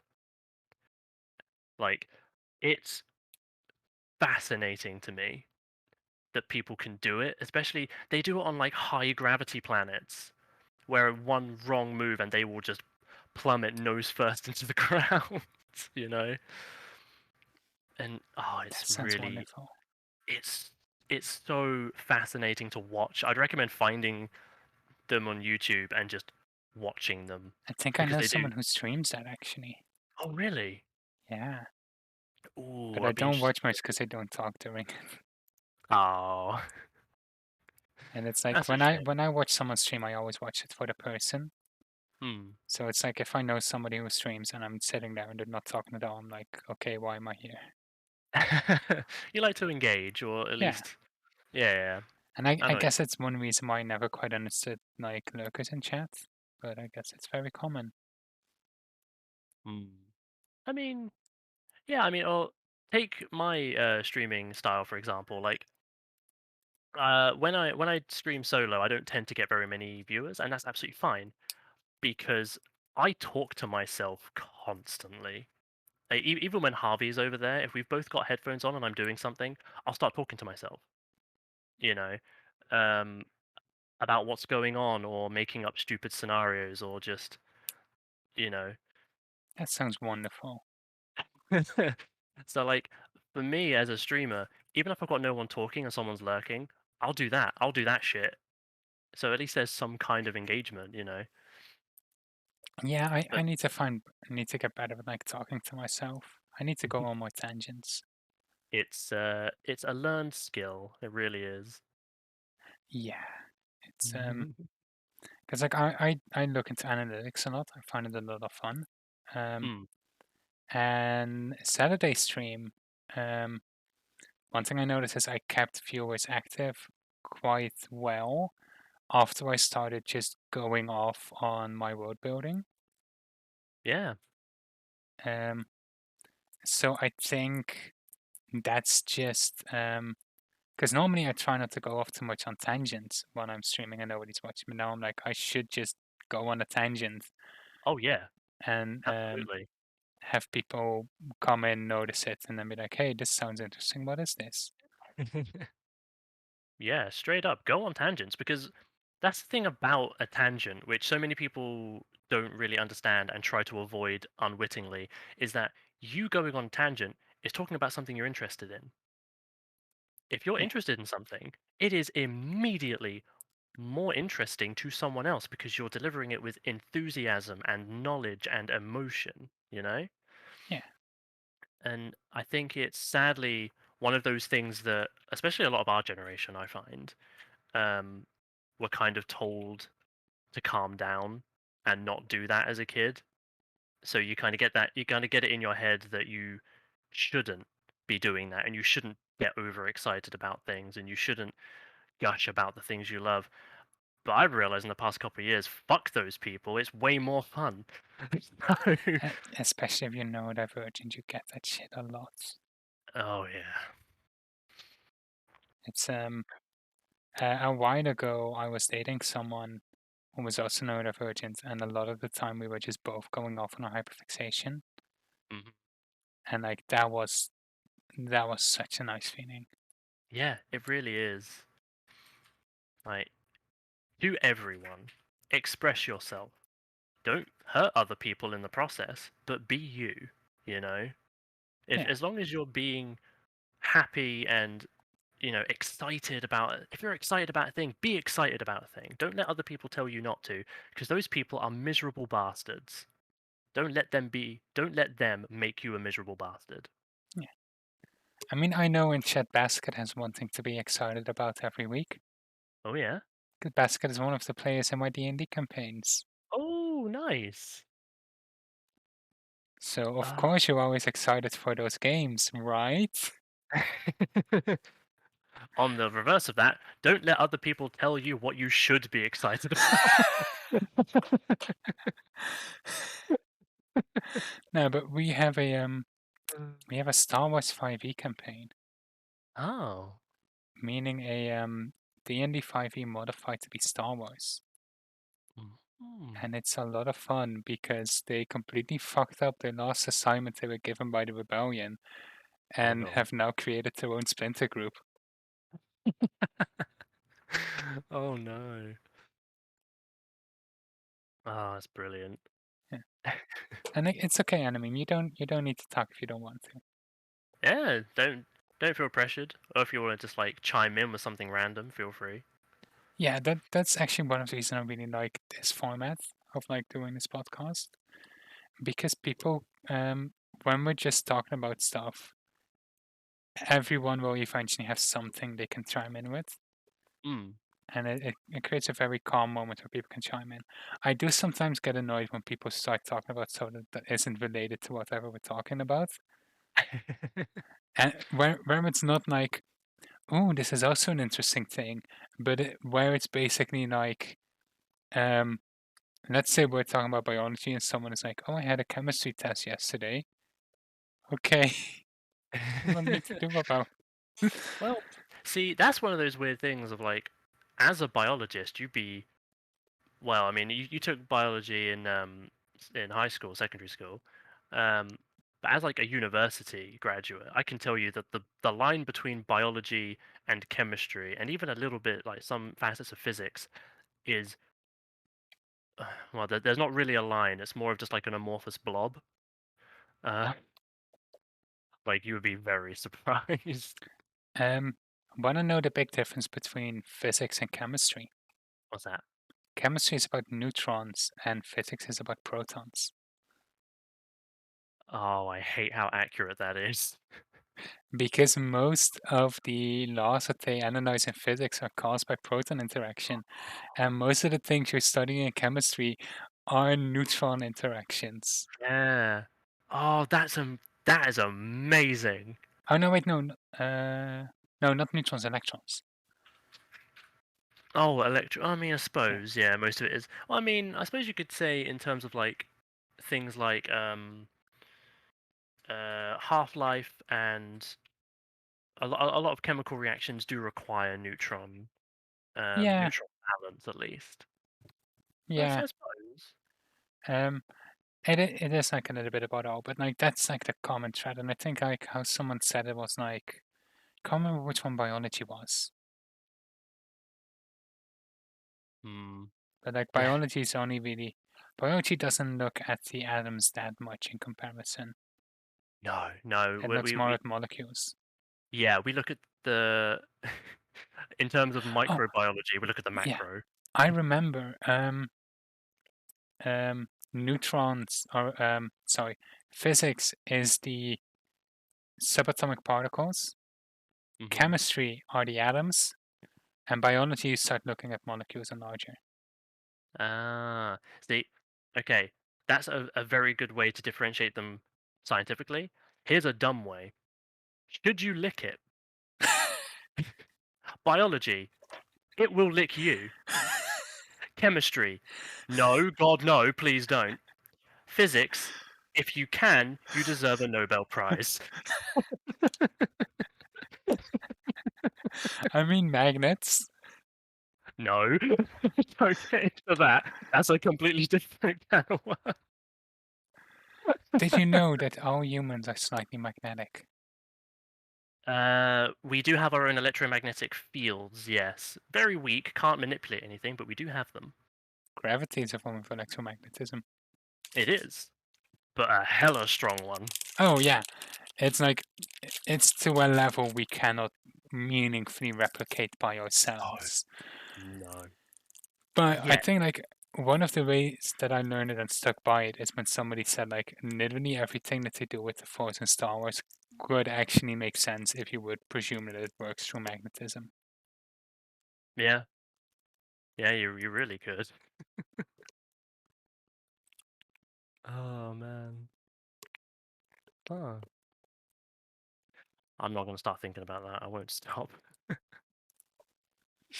Oh That's part of the fun. dear. Ah, it is, but I don't have that much brain power. I don't have the brain power to start theorizing about the physics of Star Wars. That's too much. Oh Look, man. I run a D&D campaign in it.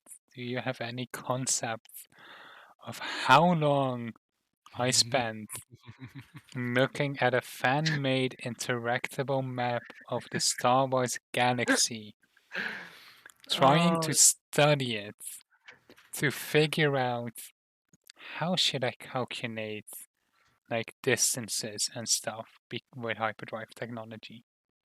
hmm. You know, you're right. Uh, I don't know how much effort you put into that, but it sounds like a lot. I actually managed to find an answer to how I want to do it.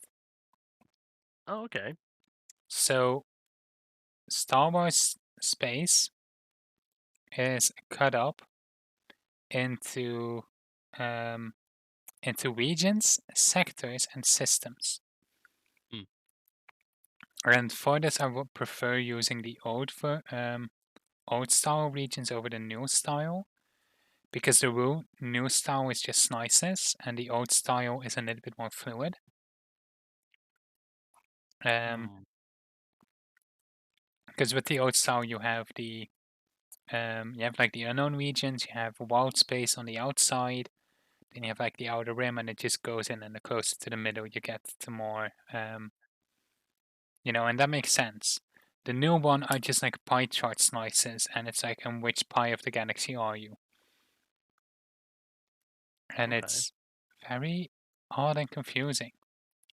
It But the sounds it. sectors are relatively small, um, and they are just like a bunch of planets nearby. And what I figured I could do is I could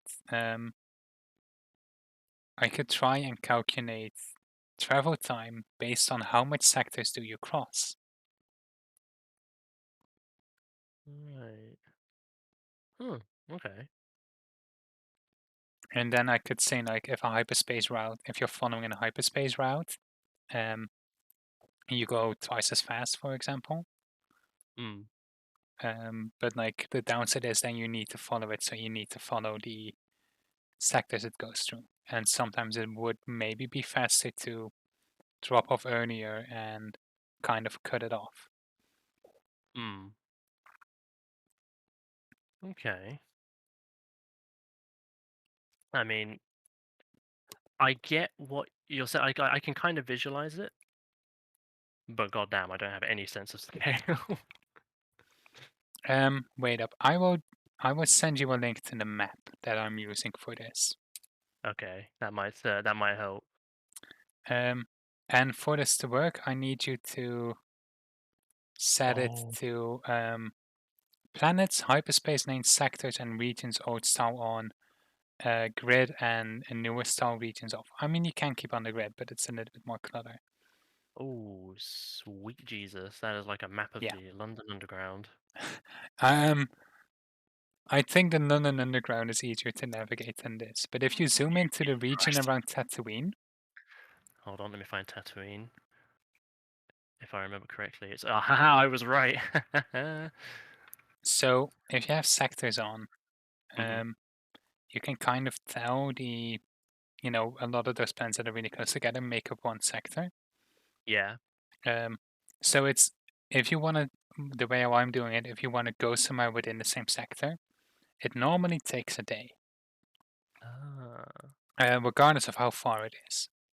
And I think that kind of works because because hyperdrive bends time rather than or bends space rather than make you go and travel with the speed of light. Hmm. So it would make sense that it's not a fully linear travel, Yeah.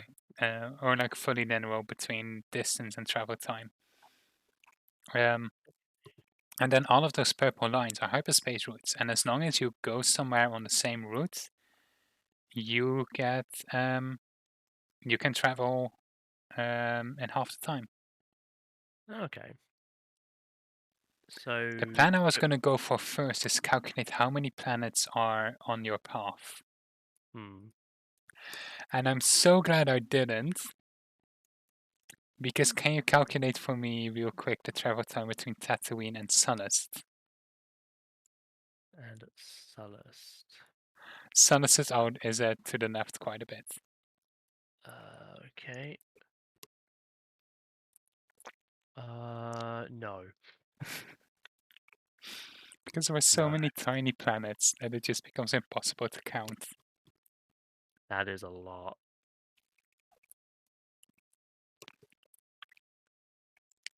Okay. Okay, I've got more of a sense of scale, and yeah, Yeah, I can now that understand the. that's kind of like that makes actually handling this so hard. But I gave the players the map, and they seem to really like it because that's the thing with DMing a TTRPG. Hmm. You first need to kind of have people be familiar with like traveling and such, Yeah. and then you tell here's a map, and then they will instantly love the map. And I think if I showed people the map at the very start, they would have gone, okay, yep, nope, not into this. Way too much info. Yeah. Okay. But now I could be, look, a map, and this is where you are, and this is where you're going. Hmm. Well, that sounds and looks all incredibly complicated, but I'm sure you've got a very firm grasp on it. Then we pause the session to look at the map for like We 30 did. minutes. I I don't know if you could tell, but I was very tired yesterday. I barely slept the night before, and I spent like the entire day playing Dragon Age 2 instead of prepping anything. So Oh I was dear. so fucking tired. I would like to retract my firm grasp statement. No, here's like my skill is bullshitting. I mean, isn't that every isn't that like a prerequisite skill for DMs or? Yeah, no, genuinely, I've played with DMs who don't know how to bullshit, and it's such a horrifying experience, genuinely. Oh really? Um, because nothing gets me more than when a DM is like completely stopping the game to look Hmm. stuff up. Oh Um, no. but when it's like, I prepped this before, I know I have, let me find it. And like Hmm. I have that habit sometimes, but I know to cut myself off within 5 minutes. Hmm. I've played with DMs who genuinely spend like half an hour trying to find the wrong notes. Oh no. Yeah, I'd imagine more than a couple minutes, and that's it. You've Yeah, lost the interest of your players. it's like if you can't really do it in a few minutes, just make something up. Hmm. And then if it turns out that you're wrong, correct yourself later when you find Yeah. out. Okay. So this is something that I was thinking about. So I've had to stop, or rather, I stopped doing it for reasons I won't get into. But I mentioned months ago on a social Saturday um, that I was creating a campaign in Divinity: The Original Sin 2. Hmm. Um, and Harvey helped me with some of the like lore building and stuff, but I made all this lore. I know the start, I know the end, I know a lot of the characters I want and what they're gonna do and be. And we made loads of background characters, and I've made a bunch of side quests and random encounters, and I've done all this stuff in a good mix of D&D and video games. And then I was like, this is too rigid. I need to be able to have something in place that will allow me to intervene without literally just being a god, because this is, it's still in a video game. Yeah. So I made a character, a tiny black cat called Mabel, and that cat is essentially my way to intervene. And I was like, I spoke to Harvey about it, and when I described this cat, he was like wide-eyed and like, "Oh my god, that's such a great idea." Because that way I can have loads of different powers, and there's actually like a system with that cat, which I don't think Hayden's here, so I'm going to describe it. In that, like, Let me double there's a check for you. it's fine. I'm not going to finish He it is anyway. here. It's fine. I'm not going to finish it. And if I do, then this is something that he would have information of anyway, because it's like one of the first encounters. But there's a favor system as well with this cat. Um, it becomes more apparent and easier to know if one of the party has the skill to talk to animals. If no one has it, they can't talk to Mabel. If they do, then she basically reveals some of the stuff they want. But if they do things that she likes, or gives her gifts, or they take her advice, or if she gives like a subtle hint and they figure it out, you gain favor with her, and they can then call on that favor to do certain things in the game, like, oh shit, we're all about to die. Can I call in one special favor and resurrect everyone? And if she has it and she's in a good mood, then she'll allow it. If it's like going to end too early, or if they just made a silly mistake or something like that, it's my way of intervening. And it was that kind of thing that I was like, wait, is that still an ability to bullshit? Or is that just preemptive planning? I don't really know. You're planning room to bullshit. Okay, that's good then. That's kind of what I wanted. But I'm very proud of Mabel. Oh, and You should be. Sounds a lot yeah. of fun. Oh, I've also given her a really nice, like. I'm hoping I can do it justice, because obviously all of the NPCs are going to be voiced by me. But I hope I've given Mabel's voice justice based on what her character's going to be, if they can talk to her. Otherwise, it's just going to be meows. Nice. Yes. Look forward to Mabel if that ever comes true, Hayden. If I ever finish. Or as I would say, watch out. I mean, only if you piss her off. Now, I similarly tend to have a lot of NPCs that I put in the party just to be like, if you need an assist, this is fucking here. Because like the very first campaign that I ran, I had like multiple NPCs like that, Mm, where it would basically just be, they would sometimes deliberately cause trouble, um, if the players didn't know what to do, if the players got stuck, or they would help and know some solutions to help the players if the players didn't know what to do. Um, okay. but it can sometimes be a lot of fun. And Mm, I had one character in my current Star Wars 5e campaign who I kind of in an improvisation moment had joined the party at a very critical moment and has like the exact information that she has is actually very critical at moments. And like from that she has grown to be actually like very important for the story and everything. Oh. Um and like it can make for some really interesting movement because um when the players wanted to like strike off on their own without the rebellion, I could reveal that this NPC they had with them was actually like working with a group who did the same, who broke off by themselves, and she was still within the rebellion as kind of a somewhat of a spy.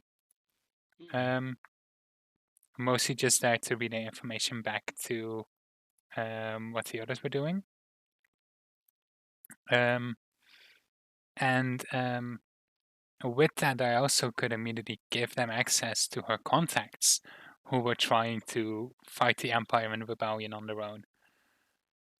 And I could have just have so many things beautifully meld together. And I had one yesterday, and I'm kind of giving my cards away here in case Basket is still listening to this. But they I they had they were gonna be given a mission, and I planned I would leave it up to them how they want to solve it because they got to meet with one of those contacts who basically said like the ship you got now that you stole from a smuggler, we hired someone to steal that ship because we need it for a mission. Help us out with that mission and like we'll give you stuff. Mm. We just want to get that mission done. And they need an ion weapon on it so they can disable an enemy ship. And then we're told we have a contact on this planet, and if you can get there, they might be able to install the weapon on you. And then while two characters went to try and get information on that contact, the other two went, "Hey, are there any side quests we can do?" So they went to like the bounty board, um, which is operated by my favorite character to play, because the bounty board is operated by a droid called RQZ970, who is very matter of fact about everything and just very direct, and it's so much fun to play. Nice. Um, but I just bullshitted some. I reused one mission that I had that they didn't Mm. take yet that I could just reuse. And then I came up with two. One was to act as like guard escort to a cargo ship, and the other was to escort um, like produce themselves. And I always kind of have some hints sprinkled in my missions because the mission they originally didn't take was for the contact they were going to meet later. So it would have given them extra information on what that contact was doing if they had taken it. The mission they didn't take this time, the to take some cargo somewhere, would have given them access codes to one other planet that they also could get the shop work done at. And they didn't make that link at the time. And I wonder if they ever after made that link. Um, because it was a planet under Imperial control, and if they would have taken a mission, they would have been given the access codes they would need to land there. Um, and because that's the limitation why they can't meet with the contact, because they would need to find a way to get access codes first. But they ended up taking the guard escort mission, which is honestly the mission I didn't intend for them to pick because it didn't have that much good payouts, and it was like I kind of deliberately made it the most boring.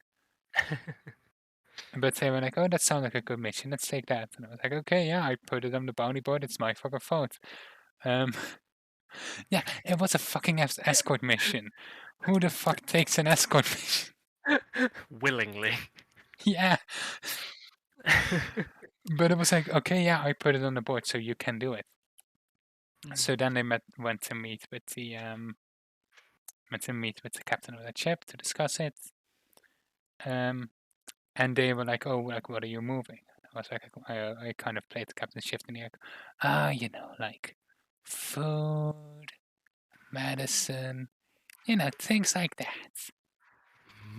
And then they're like, "All right, yeah, I don't fucking believe this." And then they were like, one of the characters has in his background that he was like enforced into basically slavery for like harsh menial labor. So he asked like, "Oh, can I do an insight check?" And at that point, I like sometimes I only know the answer once they ask the question. So when I was like, "I want to do an insight check to see is this person lying," and at that moment, I made up in my mind, yes, they're lying because they're actually selling weapons and things like that. But then he asked, "I just want to see that he isn't selling people." Yeah. And at that point, I was like, "Well, fuck, he is now." So he just said, "Oh no, just tools." And then again, an insight check, is he lying?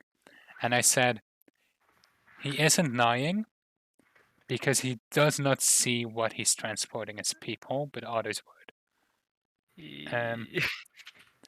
And like they eventually were like, "We want to see the stock."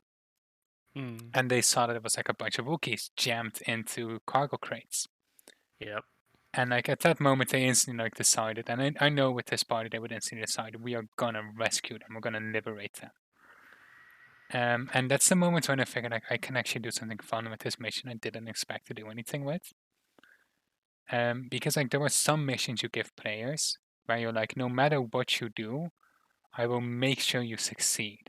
It's up to you how wounded you get during it.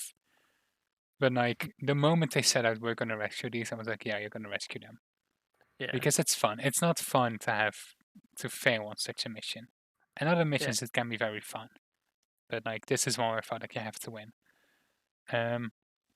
So they two people stayed on board the ship with the goal of rescuing all the Wookiees while it's on, and then the other contacted their friends to try and spring an ambush.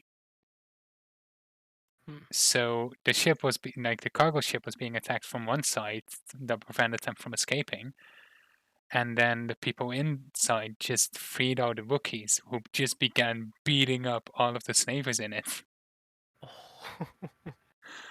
And it's like, because like there were again, so don't think about like a truck here, right?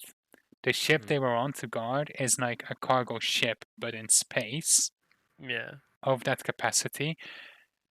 And like similarly, how you can fit multiple trucks on a cargo ship, you could fit multiple cargo ship on this like space liner. Oh. Like that's the scale we're talking about. And like yeah, they had food, they had tools, but like mostly they were sending Wookiees. Like there were cities worth of Wookiees in there. Oh no. And they went out to free each other. Because as soon as they opened one cage, all of the Wookiees went to open all of the other cages. Yeah. Oh. So it's like you can't contain that anymore. It's not just possible. It's a cascade event. Yeah, and like the engineer of the party deliberately sabotaged his ship so that they would not be able to vent the Wookiees out into space. Nice. So like they you can't do shit anymore at that point. Like they taken the ship. What do you want to do? And like we didn't fully like they didn't fully take the ship yet. Technically, we're gonna do that next week, but I'm gonna rule it like a bar fight where it's just everyone tell me what you're gonna do, roll me a d6, and that determines how good you're at it, and then like we're just gonna go full chaos mode. Nice.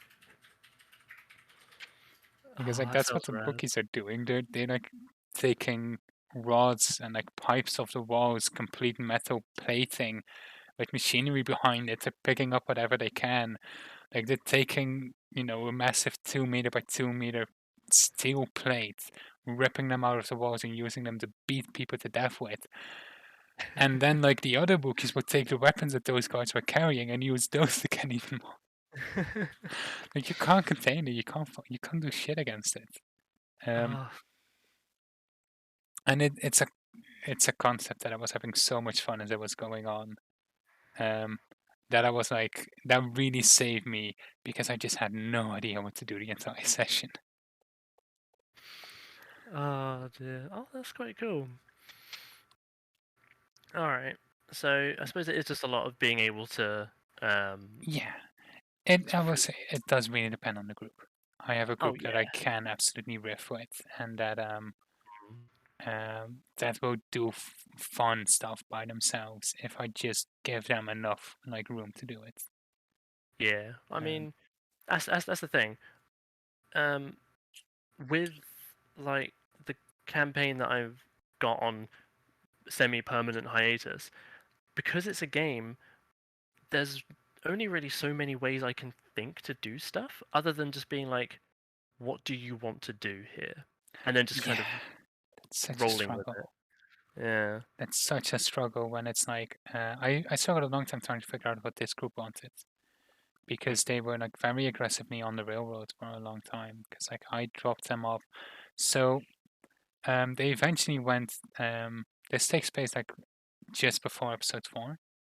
Mm. Um, so I they went to the rebel base, which was on Dantooine, which is based on a little bit of trivia.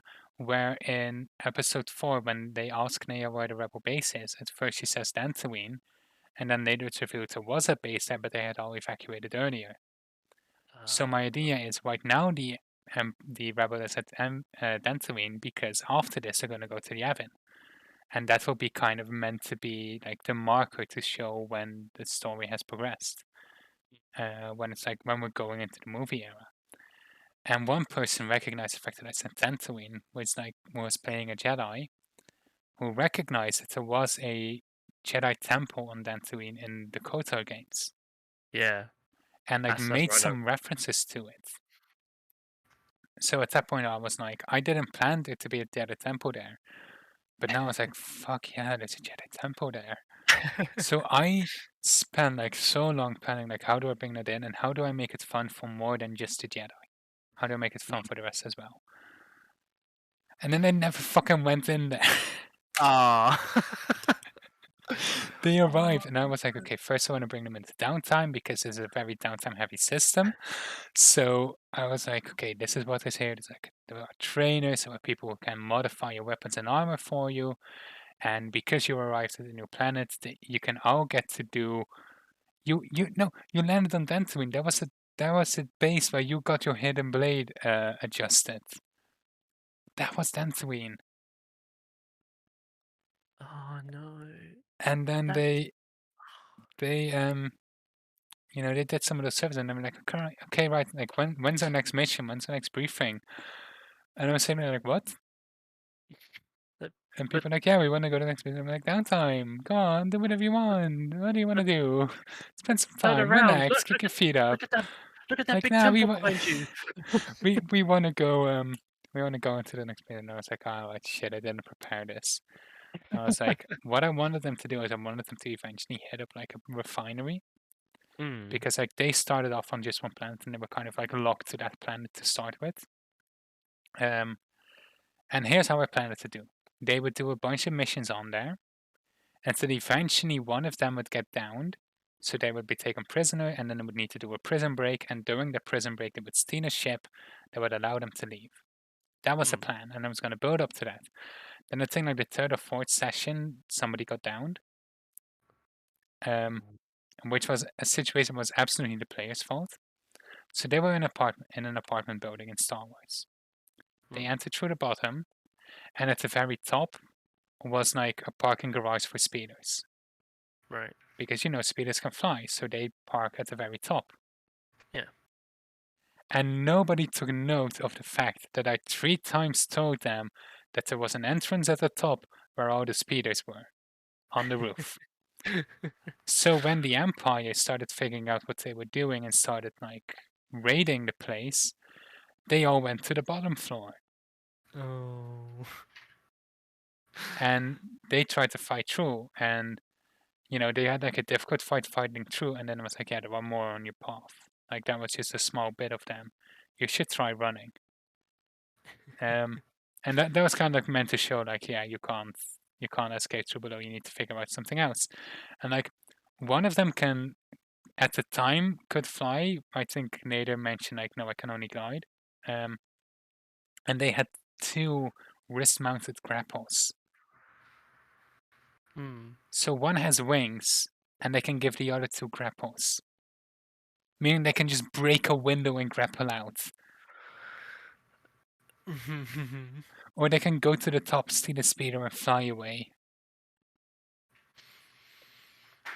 Or they can find a place to hide in and wait until the raid is done. And they didn't. And I had to tell them there is an entrance at the top floor. They were like, oh shit, we can see the speed. And 2 of them ended up getting downed. One of them was somewhat smart, the engineer who stayed in the security room to watch the cameras for them. Because he tried to do a trap where he would make the sound speakers kind of give a very high frequency sound to try and incapacitate the enemies. Yeah. Isn't really a power ability for that, but I was like, that's creative, let's do it. I was like, yeah, sure. But against multiple people, and it's a saving throw to try and not be under the effect, he has to do the saving throw as well. And he failed, and like 2 guards didn't, so he got arrested as well. So then I was like, right, so this prison break I planned for level 5, you gotta do it at level 3 now. Oh no. And it was they did manage to do the to actually succeed at the prison break, but I was like, everything I've planned to do after you've left the planet is so much higher level. And like my main concern was spacing. I wanted to give like a narrative around all of that, because eventually we're going to take down the refinery and go back to the planet, and I killed the Commodore who was needing the planet and everything, and I had all of that stuff prepped. And then they left way earlier, but at one point I was a little bit happy that they left earlier, because I was like, oh, this is a very good moment that I can slide this in. But then they arrived at the Bravo base and were like, right, yeah, we want to go on to the next mission. I was like, I need to start them for time. What I'm gonna do is I'm gonna send them to Tatooine, and they need to find a rebel contact to like get some information from, and then like all kinds of things are gonna go wrong, and they're gonna try, get into fights and everything, and like that's how I can level them up before they do this, before they go back on track. And like a way to divert them and give everyone some experience. And I get everybody used to everything. They would, go to the markets there. They would get upgrades there and everything.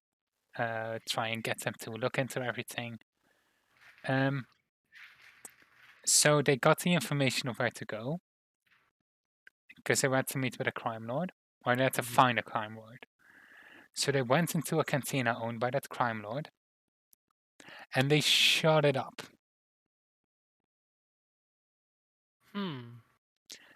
Because they got into a fight with some bounty hunters who were being rude to them. So they got into a fight. Oh no. One of them was knocked unconscious and managed to survive, but still alive. The other 3 managed to escape. One because he had invisibility powers, and the other 2 had to be like, fine, we'll leave, just don't kill us. Then they tailed where the bounty hunters took the unconscious friend, in order to rescue him and then kill the bounty hunters. Which I managed to do, but then I was like, how the fuck are you gonna get that information now? Because you didn't just shoot up a club, you shot up the private club owned by the person you're there to talk to. You're not gonna go into negotiations now. Yeah. And it actually kind of worked out, because now they have their own faction and their own thing, and now I finally got them on the sandbox. I got them off the railroad. I got them to do their own stuff. Nice. Oh dear. Yeah. Well, D&D can be so much fun, but so horrible at the same time.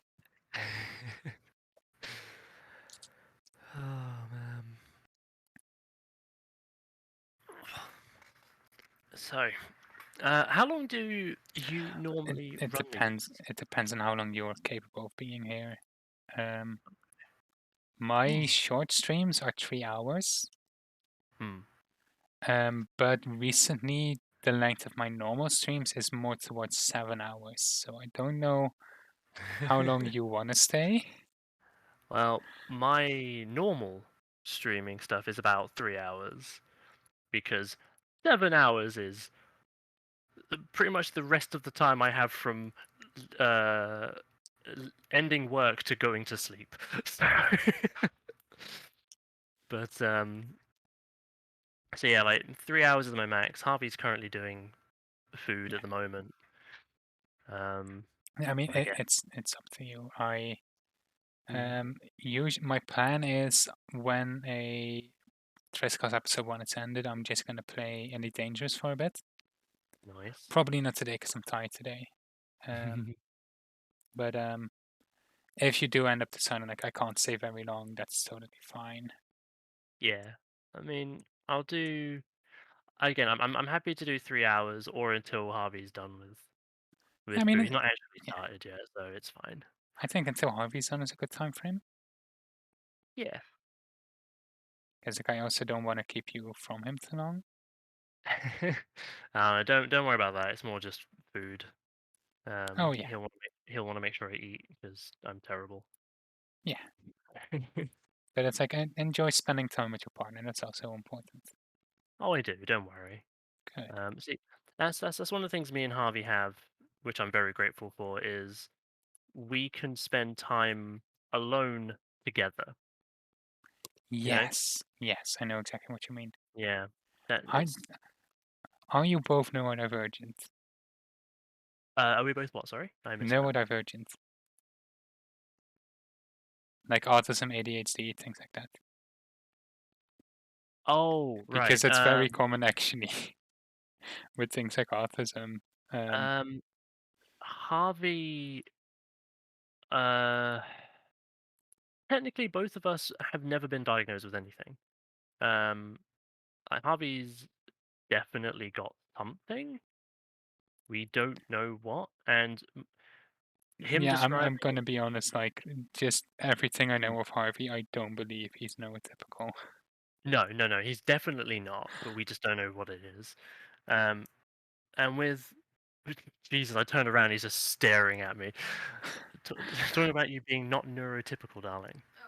Yeah, and with all the things he's described and the more I've learned in my years being with Harvey, I don't think I am either, but to a less Yeah, obvious no, degree. yeah, So yeah, probably. yeah. Yeah, But something but ADHD, I think.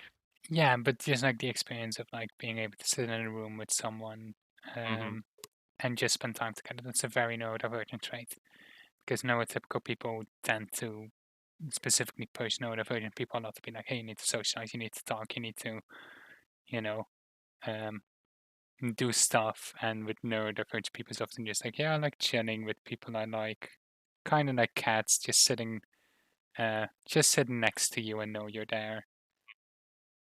I mean, that one's definitely me because I mean Harvey calls me a house cat.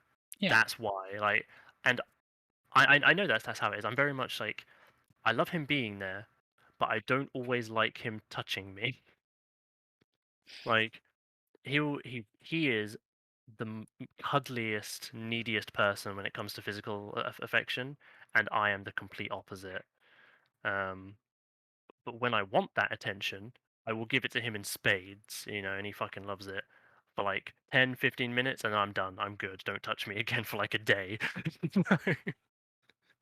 aw, Yeah, it's super weird. I wish I could give him more attention and affection like that, but I don't like it. It makes me feel yeah. uncomfortable. Everybody's different in that respect. Yeah. But that being said, like he knows that, and I know that he is very needy. So when I can give him the attention, I do. So Yeah. other than that, he's on the sofa over there doing his thing.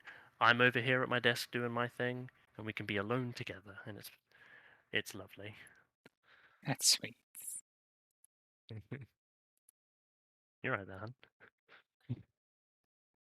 He's not eaten, so he's feeling a bit off. But actually, speaking of cats, Mm. because like I recently looked up, or recently I came across where because a lot of people tend to believe cats don't care about people much because they always try and ignore us, but cats actually don't. Cats are really scared of eye contact.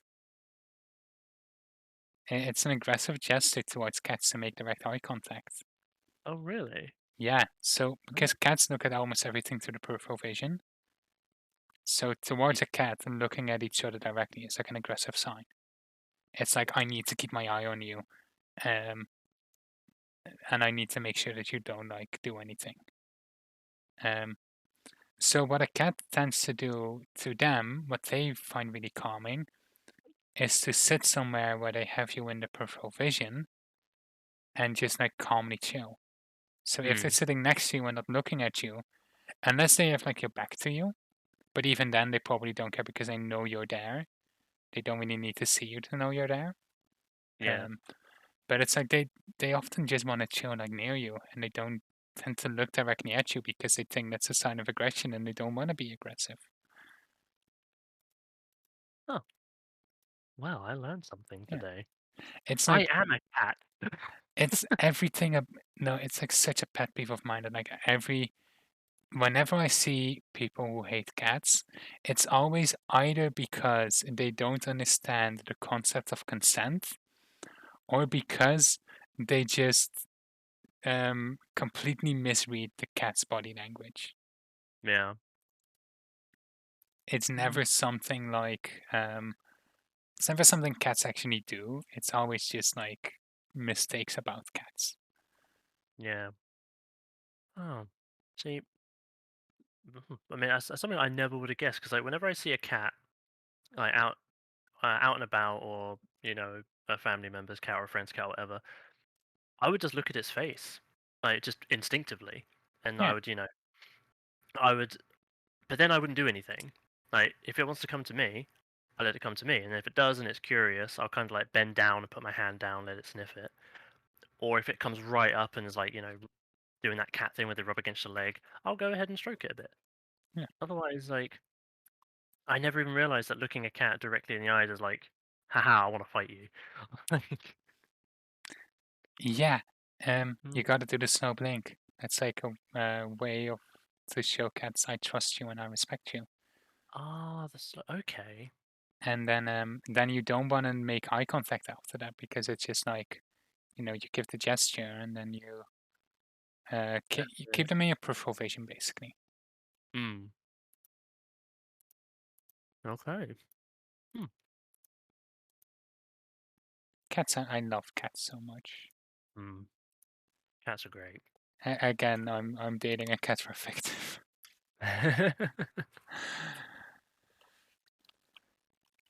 Hmm. I would we want to get pets, but the flat we're in, the apartment we're in, doesn't allow it.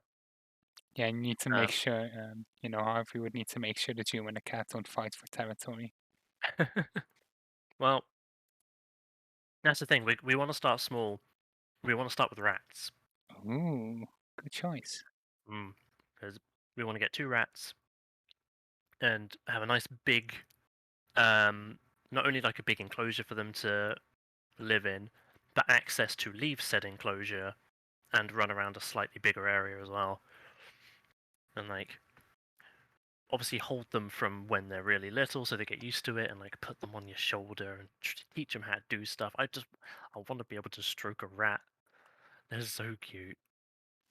Aw, And then from rats, we're going to move up. Then it would be a cat. And then if cat goes well, get a dog as well.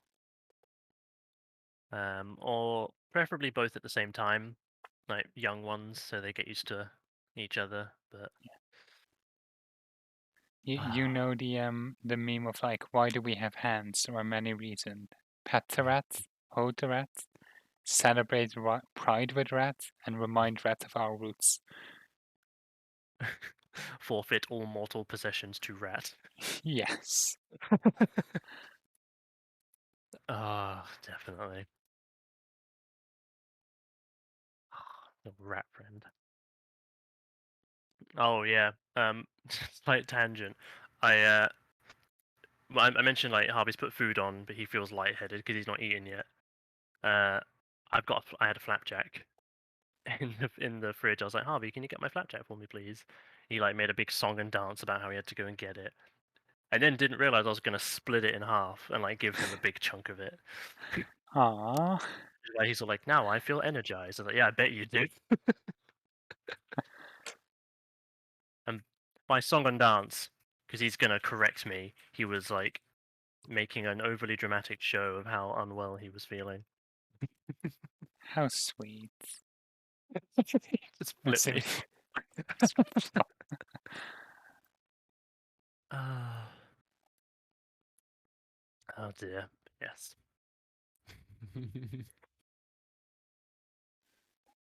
Oh dear. Yes. So do you have any other plans for this evening, Triss, after the stream, or just go to Probably sleep? not. I mean, I don't sleep until like 2 a.m. Hmm. So it will be fine stuff. Probably I'm just gonna play Dragon Age 2. Because like I started it again and now I have brain worms. I Hmm. It's one of my most beloved hyperfixations. It's yeah, you know what? Fuck, I'm fucking doing it. I have it somewhere on here. Um, Ooh. Aha! If I switch to give me a second. I had this piece that's currently on stream commissioned by a friend of Ooh. mine, which is the girl being held up as Meryl was one of Hmm. the companions from Dragon Age 2, and she is the fucking best. And the one holding her up is Hawk, and was the player character, and Meryl is Yeah. one of the romanceable characters, and I love the relationship so much. It's especially because like I play a very snarky Hawk, um, and it feels so awkward to talk about playing that game because both Hawk and Meryl are now fictives in my system because this is what happens when we hyperfixate. Yep. Um, if we hyperfixate for long enough, they will eventually become fictives. It's just the law. Um, and just how it happens. Which is something I can go in separately if you are curious into how that works. So I have a very snarky hawk who is always snarky to everyone except Meryl, Hmm. and they're so fucking sweet together. Oh, But I it's never like did. it's Meryl is one of those characters, and I swear it's because she is so deeply sapphic and an elf. Just for Hmm. some reason has people be so weird about her.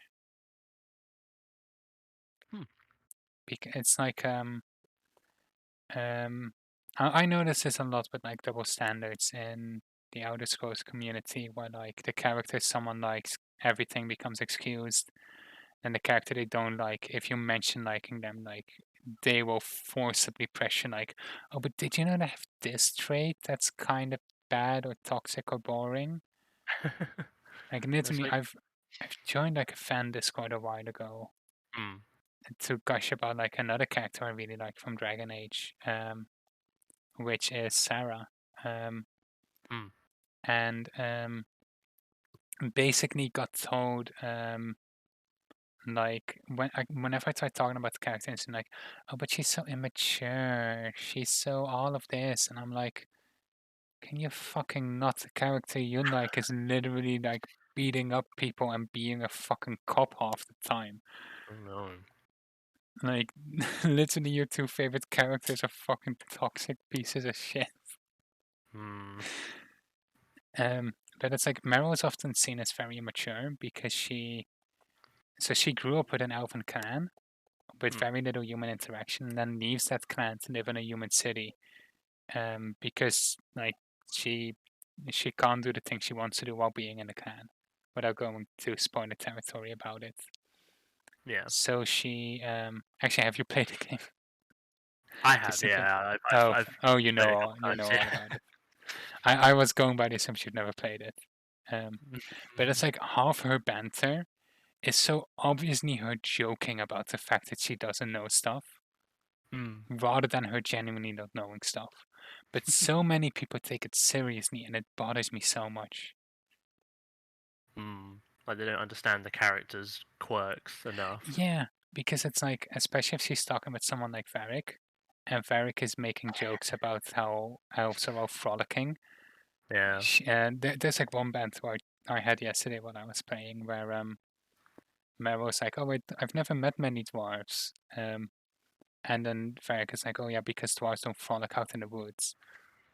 And then like Mero goes on to joke about it, like, "Oh, we don't frolic in the woods. It would make the trees jealous. We'd frolic anywhere else." Oh, so you do frolic? Well, of course we wouldn't be else if we didn't. And it's like, you wouldn't say, like, if she wasn't joking, she wouldn't say that, because then she would go, um, then she would like double down on being serious, which she always Yeah. does. If she's being serious about something, she doubles down. Mm. And it gets so annoying to me how so many people think that she never jokes and genuinely never knows what's going on. Yeah.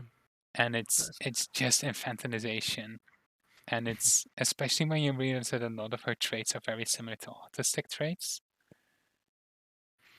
mm. Because similar to elves who are forcibly living in human cities, autistic people often have no fucking clue what's going on and think everybody's acting in a very weird way. Mm. I was gonna say something and it's just completely disappeared. Oh no. But yeah, I was Dragon gonna. Age, and specifically Dragon Age 2, is one of my favorite hyperfixations. Sorry, go ahead. No, no, it's fine. I was gonna continue that conversation by bringing something up about Meryl. Ooh, tell me, tell me, I tell me, tell me, tell I forgot what it was. me. No! I had it in my head. I was gonna make a point agreeing with you and bringing up something about Meryl that I remember from years ago of my playthrough, and I'm just like, it just whoosh off it away. And speaking of your Oh, playthrough, then, who did you romance when you play Dragon Age 2? ah, fuck. Keep in mind, I will judge you. Oh, now you're asking the tough question because I tried to replay it at the beginning of this year, but it crashed, and Ooh, then I I played didn't. it on stream. Oh, I will remember if I see them. Hold on, I'm gonna. Wait up, was it, the sweetest bean of all time, bisexual pirate, moody edge boy, or asshole? I hate Anders, so Oh, it was Pirate Lady. Isabella. Yes, yes, it was her. Because I remember being upset because she left. I I was like, mean, the, no, where's my romance? Why did you leave? here's the thing. Very first time I played, I tried romancing her, but then she was like, "Oh no, this is just a one night stand. I don't do romance." I was like, "Okay, yeah, sure, then we don't." Oh, To me, it never made sense to pursue her more after that, because no, she very I clearly said she didn't want to. see. At that point, I was like, wait, why would she say it that way if she wasn't? She's lying to me. She's trying to protect me from something. Double down. And I did. And it's like this. She has a really nice romance story. And Hmm. then right near the end, where you have your climactic romance bit before the end Yeah, of the yeah. game, she just fucks off. And I'm like, no, where did you go? She was one of my party as well, and she just up and left, leaving me a man down. I was like, this is awful. Wait, was it at the very final battle? Yeah. Huh. Bit more fun, bit more fun. I Because mean, she doesn't leave if you don't romance her. I know. I think there's a good chance I messed up something. I never went back to find out, and I didn't look on the wikis or anything at the time. Could be. Um, so maybe I did something slightly wrong, and I got like a bad ending for her, but Could it was be. heartbreaking. Yeah. The final scene with Meryl was so sweet. Before going into the final battle. Oh. Just in general, Meryl's romance is so sweet. But that's because Meryl is the sweetest being in existence, and anybody who hurts her, I will kill everyone in the room and then myself.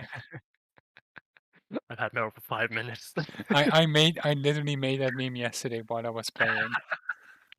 Awesome. I'm not sure, did I share it? I didn't share it in the server.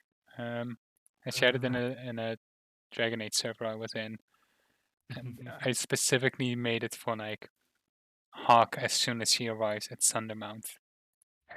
I'll just Nice. DM it. Please do. That's one of my favorite memes. It never gets old. I even like photoshopped Hawk and Meryl's faces onto Yeah, it. look at that. If only had Meryl for a day and a half, but if anything happened to her, I would kill everyone in the room and then myself. Oh, it's so accurate. Uh, I actually remember. No, I did have Meryl in my party. She was an absolute sweetheart. You're right. Like, look at that face. I know. Oh, it just exudes innocence. But at the same time, like, then you get to know her, and she's got that kind of cheeky side, and like you said, that jokey side, and it's like, Yeah. she's a character with depth. She has multitude.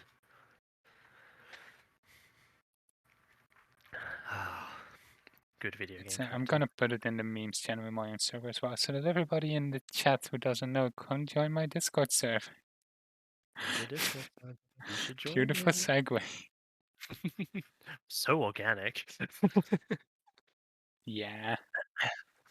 Just as organic as me saying that I have a Twitch channel. It's Bowtie7114. See, I could be funny sometimes. Sometimes, yeah. Wow. I never. Oh dear. Nah, it's Oh, well, I mean, that kind of mediocre humor. I'm considering maybe at one point returning to Dragon Age and doing like a hardcore run, like highest Mm. difficulty and everything. But it's Ooh, the way how I ended up doing Meryl on my on stream run, and how I'm nice. doing it now in my current run, Yeah. which I did put in hard mode, but I put in cheats to get the. So I modded the champion's armor to Uh-huh. skill with level up, and then so that you don't need stats requirements to wear it. However, it also like goes backward as well. So because I'm not at the high enough level that you would normally get it, it's like weaker than it normally is. Mm. But I just put that on and some end game daggers, and I gave everyone in the party like scaling weapons from the DLCs that you get, um, with the mindset of I'm just gonna play through without worrying about gear at any point, Mhm. um, so I can just steamroll everything. Mm. Um, and like I still die a shit ton, but it's more just like so I um don't have to worry too much about it. I can just play and focus on the game itself. Yeah. Um, but the way I build Meryl is no points in willpower because she doesn't need mana. Mm. Get the blood mage ability so that she uses her health to cast instead. Mhm. Get all of her sustain mode abilities and activate them all. Activate blood magic and then all your sustain abilities because they still work, but they don't drain your HP. Mm. Um, and then just like glass cannon, put all stats in magic and constitution. Oh, nice. So as much health as I can. One of her abilities, one of her sustain abilities actually, that it's tied to her blood mage, allows her to drain health from enemies nearby. Mm. So very much like give her as much health as you can, give her as much medic as you can. Try and boost her ability to like boost her survivability as much as possible, like giving Mm. her resistance to all kinds of stuff. And then just like have her in the middle of the field spamming as much area of effect and like ensnaring abilities like that to get people nearby. And then have my hawk as a rogue. So use that to take down hard-hitting enemies targeting her, and have the tank nearby to taunt all the enemies into not attacking Meryl. Mhm. And it's so OP. And then in the back is either another warrior. No, so I always have Meryl's always in my party. Either Farrakhan or Isabella is there as well, and then either Evelyn or Fenris, um, depending on whether or not I'm doing crime. Because if I'm Okay. doing crime, I take Evelyn out of the party so I don't get negative approval. Oh dear. Madness. It can be such a fun game though. It like a hot take, but it's the best Dragon Age game out there. And that's Yeah. a bit of a controversial take in the fandom. Oh really? Not most people hate Dragon Age 2. Really? Yeah. Oh, see, out of out of the three, Dragon Age 2 is definitely my favorite one. It's I think the repeatable areas mostly, and the fact it's not as open world as the others. Oh, I see. I mean, that doesn't bother me too much. Like, Yeah, and I feel like Origins is mostly just like nostalgia in a lot of ways. mm, yeah, like I played it a couple years after it came out, and I was like, yeah, this is a fun game. It plays like arse though, because it really Yeah, does. it's very it plays very similar to like the KOTOR games. Yes, but It's very much like an old RPG. mm, Um, but I just think even KOTOR felt more refined, and it was a yeah, much older game. KOTOR was paced better mostly, I feel. Yes, definitely. Um, yeah, and it's like Inquisition is often just too large, but it's like um, the characters are just so good in two. Oh, there's a beeping. My apologies. Huh. I didn't hear it myself, so Ah, it's like uh, the only characters in two I don't like is one Sebastian because Sebastian is boring as fuck, but hmm, that's because Sebastian is like one of the DLC is a DLC companion, okay. so he doesn't interact with the party much because when they originally made all the lines, Sebastian wasn't part of the party. Hmm. So when they originally wrote and recorded the lines, they didn't really accommodate Sebastian. So it's like everybody is constantly talking around him, Ah. um, and it makes it really boring to have him on the party. So I never really do. Um, Hmm. and I kind of hate Anders because Oh, he really? insults Meryl. Oh, yeah, he If you does. romance Meryl, there will be a certain point when he like takes you. Where if you go on his personal mission, even if you take Meryl with you, he will takes you aside and is like, I don't think you should be seeing Meryl. She's gonna betray you. Hmm. And if you know the ending of Dragon Age 2, you know that's really fucking ironic coming from Anders. Yeah, just a tad. And it's also like he's the like even Fenris is happy for you and Meryl. I know, right? Out of all people. It's like Isabella's very much like her older sister, so she's very much like just don't hurt her. And like Yeah. I think she threatens to cut your balls if you play as a male hawk. Um, and Varric is very much like also like trying to be somewhat protective of her and also like very supportive of you as his friend. Hmm. Um, Aveline is like the same. I don't think she really gets it, but I don't think she ever really gets Hawk. Um, and then even Fenris is supportive, and it's only like Anderson's like, I don't think she's good enough for you, and it Yeah. just reeks of jealousy. Oh, yeah. Straight up. But haha, fuck you, because Meryl. Yeah, I think it's similar in Have you ever played Inquisition? Not very far. Okay. I never finished it. I mean, it's on Game Pass, so I'm thinking of Hmm. downloading it and giving it another whirl. It is pretty good. Actually have a writing project that I'm doing with Inquisition that I might go back to eventually, Hmm. where whenever I come to a natural resting point, I write an in-character first-person journal entry from the perspective of my Inquisitor. Ooh, I like that. Yeah, and I'm gonna romance Sarah with her, but I'm playing a female elf and I'm romancing Sarah, which is a ship that I don't think a lot of people like. Um, but it's also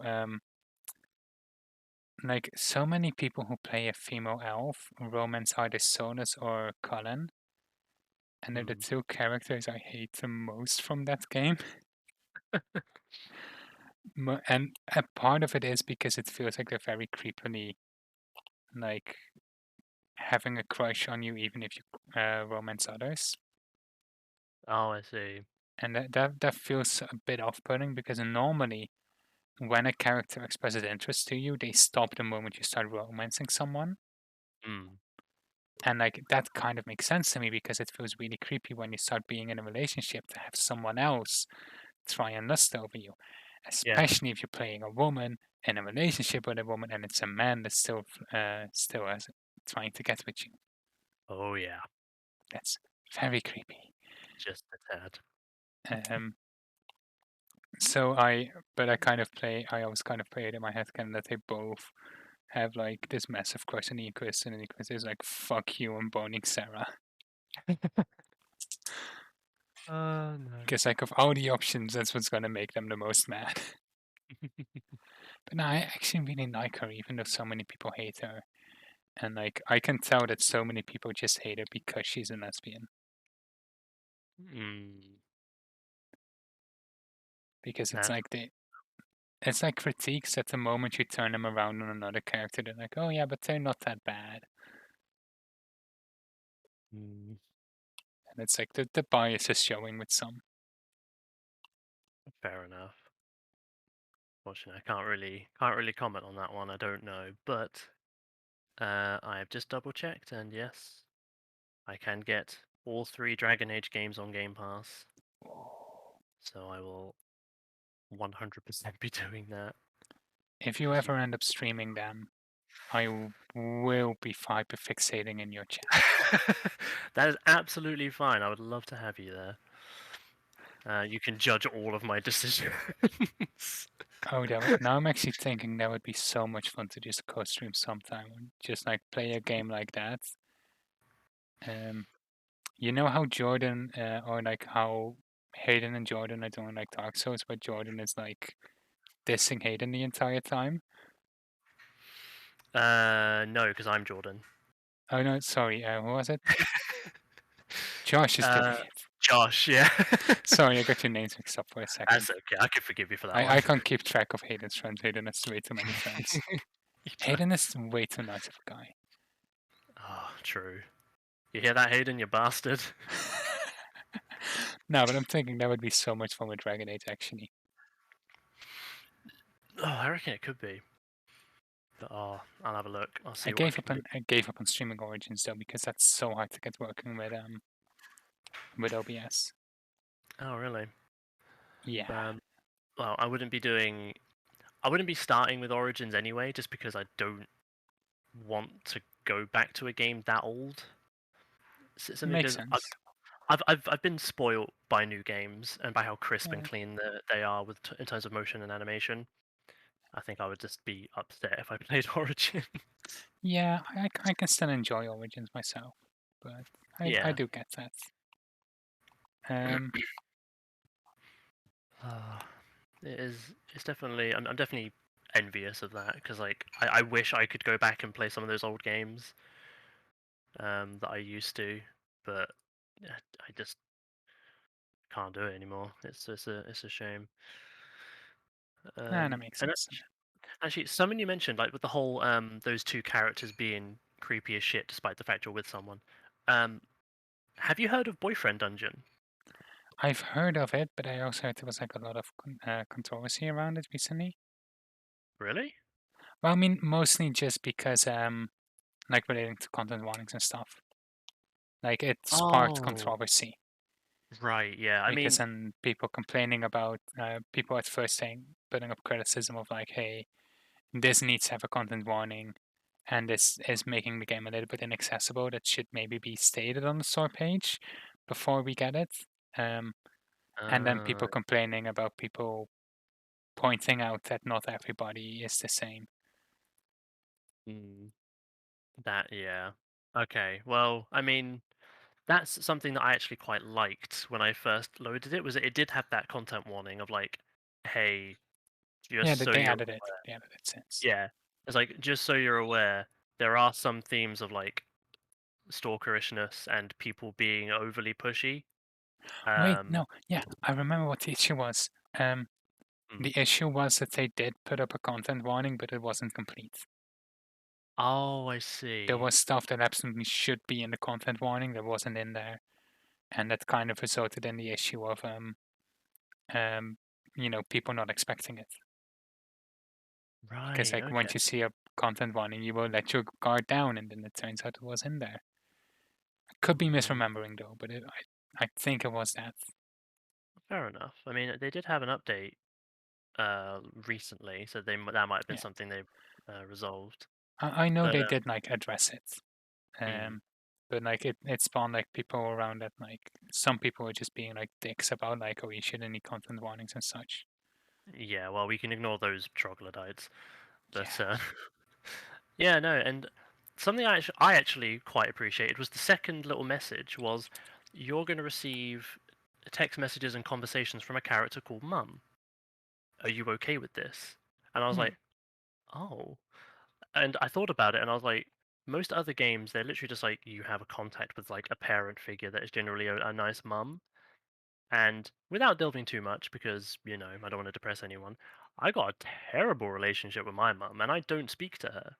So for me, that was like, oh wow, that's actually hit home a bit and actually feels kind of nice that I have that option, you know.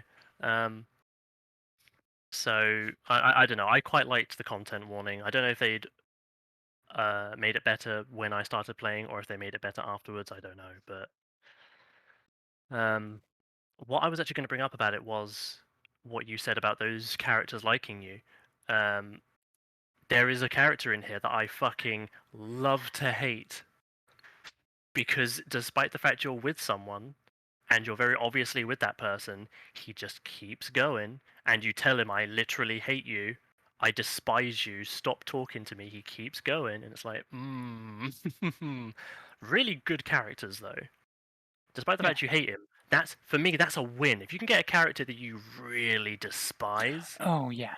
I they made feel a like good character. one thing I like about Dragon Age 2, the characters I hate because they're so good, such good characters. Yeah. That Yeah. it's like I hate the, even though I hate the character, I don't hate the writer for including them. Yes. Like absolutely. I love it's Kit Fox Games. I think they've done a really good job Yeah. with this game. I want to Um. hear the latest drama from an actual piece of shit developer. Oh yeah. Tripwire Studios, because the founder went out to say that he's officially a on like the stance of pro-life with the recent Texas abortion bills and such. Oh no, you're kidding me. No, like genuinely, like went on to officially make that statement as like as a stance he found important to publicly draw.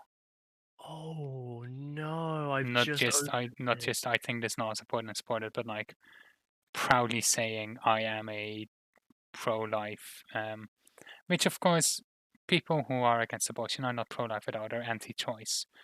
Um, but yeah, officially made that statement. What a scumbag.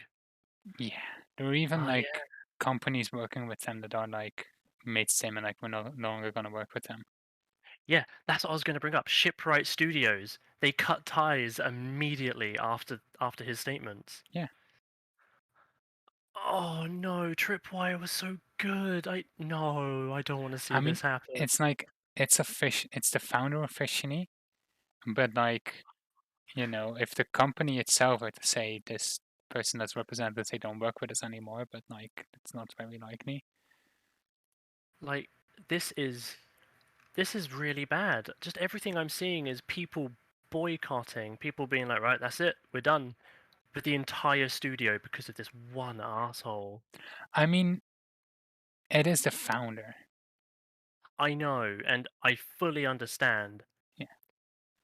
But if I were on Tripwire's board, the first thing I would have done is we need to kick him out now. Oh yeah. Like Yeah. It's because like it's the thing. Like if the company took that stance, people mm, would immediately stop boycotting. yeah. Um, but it's like I don't think it's gonna happen. I think the best shot is the actual talented people there who aren't pieces of shit get a chance either to work somewhere else or make their own company. Mm, I th- I think Um, that's what's going to happen now. Is they're going to have a mass exodus. yeah, Oh, that's such a shame. Tripwire are genuinely a good studio. Oh, that is upsetting. yeah. Why are people just such scum? I don't know.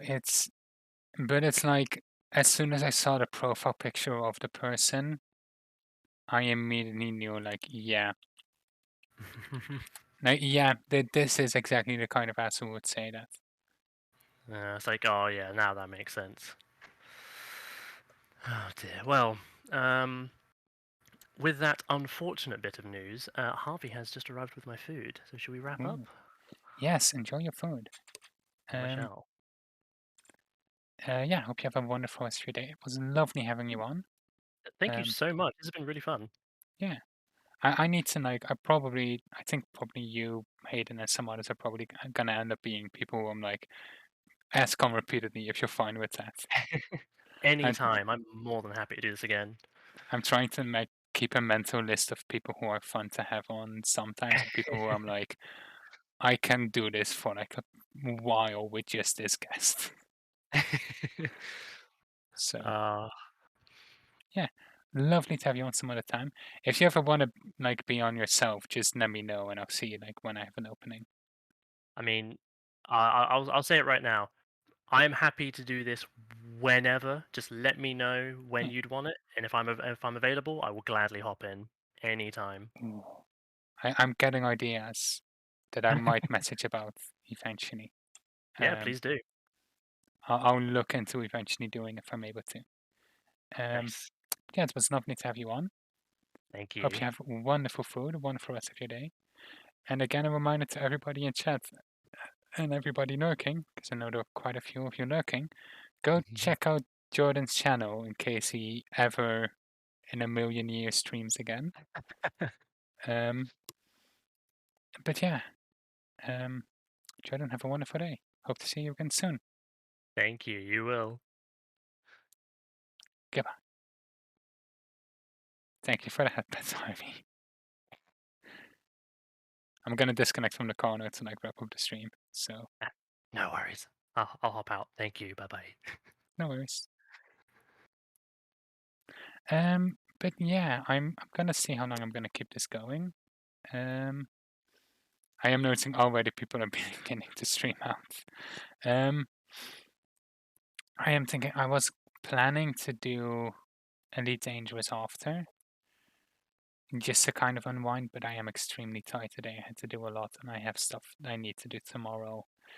And then I need to prep for Saturday because I need to get I'm co-streaming with Biggest Junior and I need to get a Minecraft server off the ground for that. Somehow. Um so I have a lot to do and I'm gonna need to rest. Um so I think I'm probably gonna end the stream there for now. Um but yeah, I'm wasn't lovely again, lovely guest to have on, lovely to have all the people in chat pop in. Um yeah, lovely. Thanks to Harvey, Basket, Hayden, Animeme, all the people who came in. And why did I accidentally boot up this game? Um, I'm gonna be back Thursday with more Assassin's Creed 2. Friday, Hawk's gonna play more Dark Souls 3, and afterwards I'm gonna play some Elite Dangerous. Um, and then Saturday, we are gonna do a co-stream with Biggest Junior where I'm gonna show off the map I'm building in Minecraft of my D&D world, which is exciting. Gonna see if I'm able to get it going. Um, but I would absolutely love to see you out there. But for now, um, let's look for someone to raid. Gonna check if there's anybody in Team Transpective I want to raid. Is this person still alive?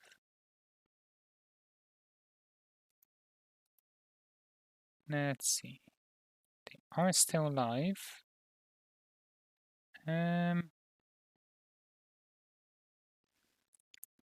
So I'm gonna need to wait to get through this ad to see what this person's content is actually like, but I'm probably gonna rate someone from Team Transpective. Because I always kind of like supporting some of the others on there. Yeah, we are going to raid Prince Harming, who is currently playing Dead by Daylight, and is another lovely member of Team Transpective, the stream team that I'm in. Why did I accidentally cancel? I hate that I changed that. I used to be able to close that window, but now it cancels the raid.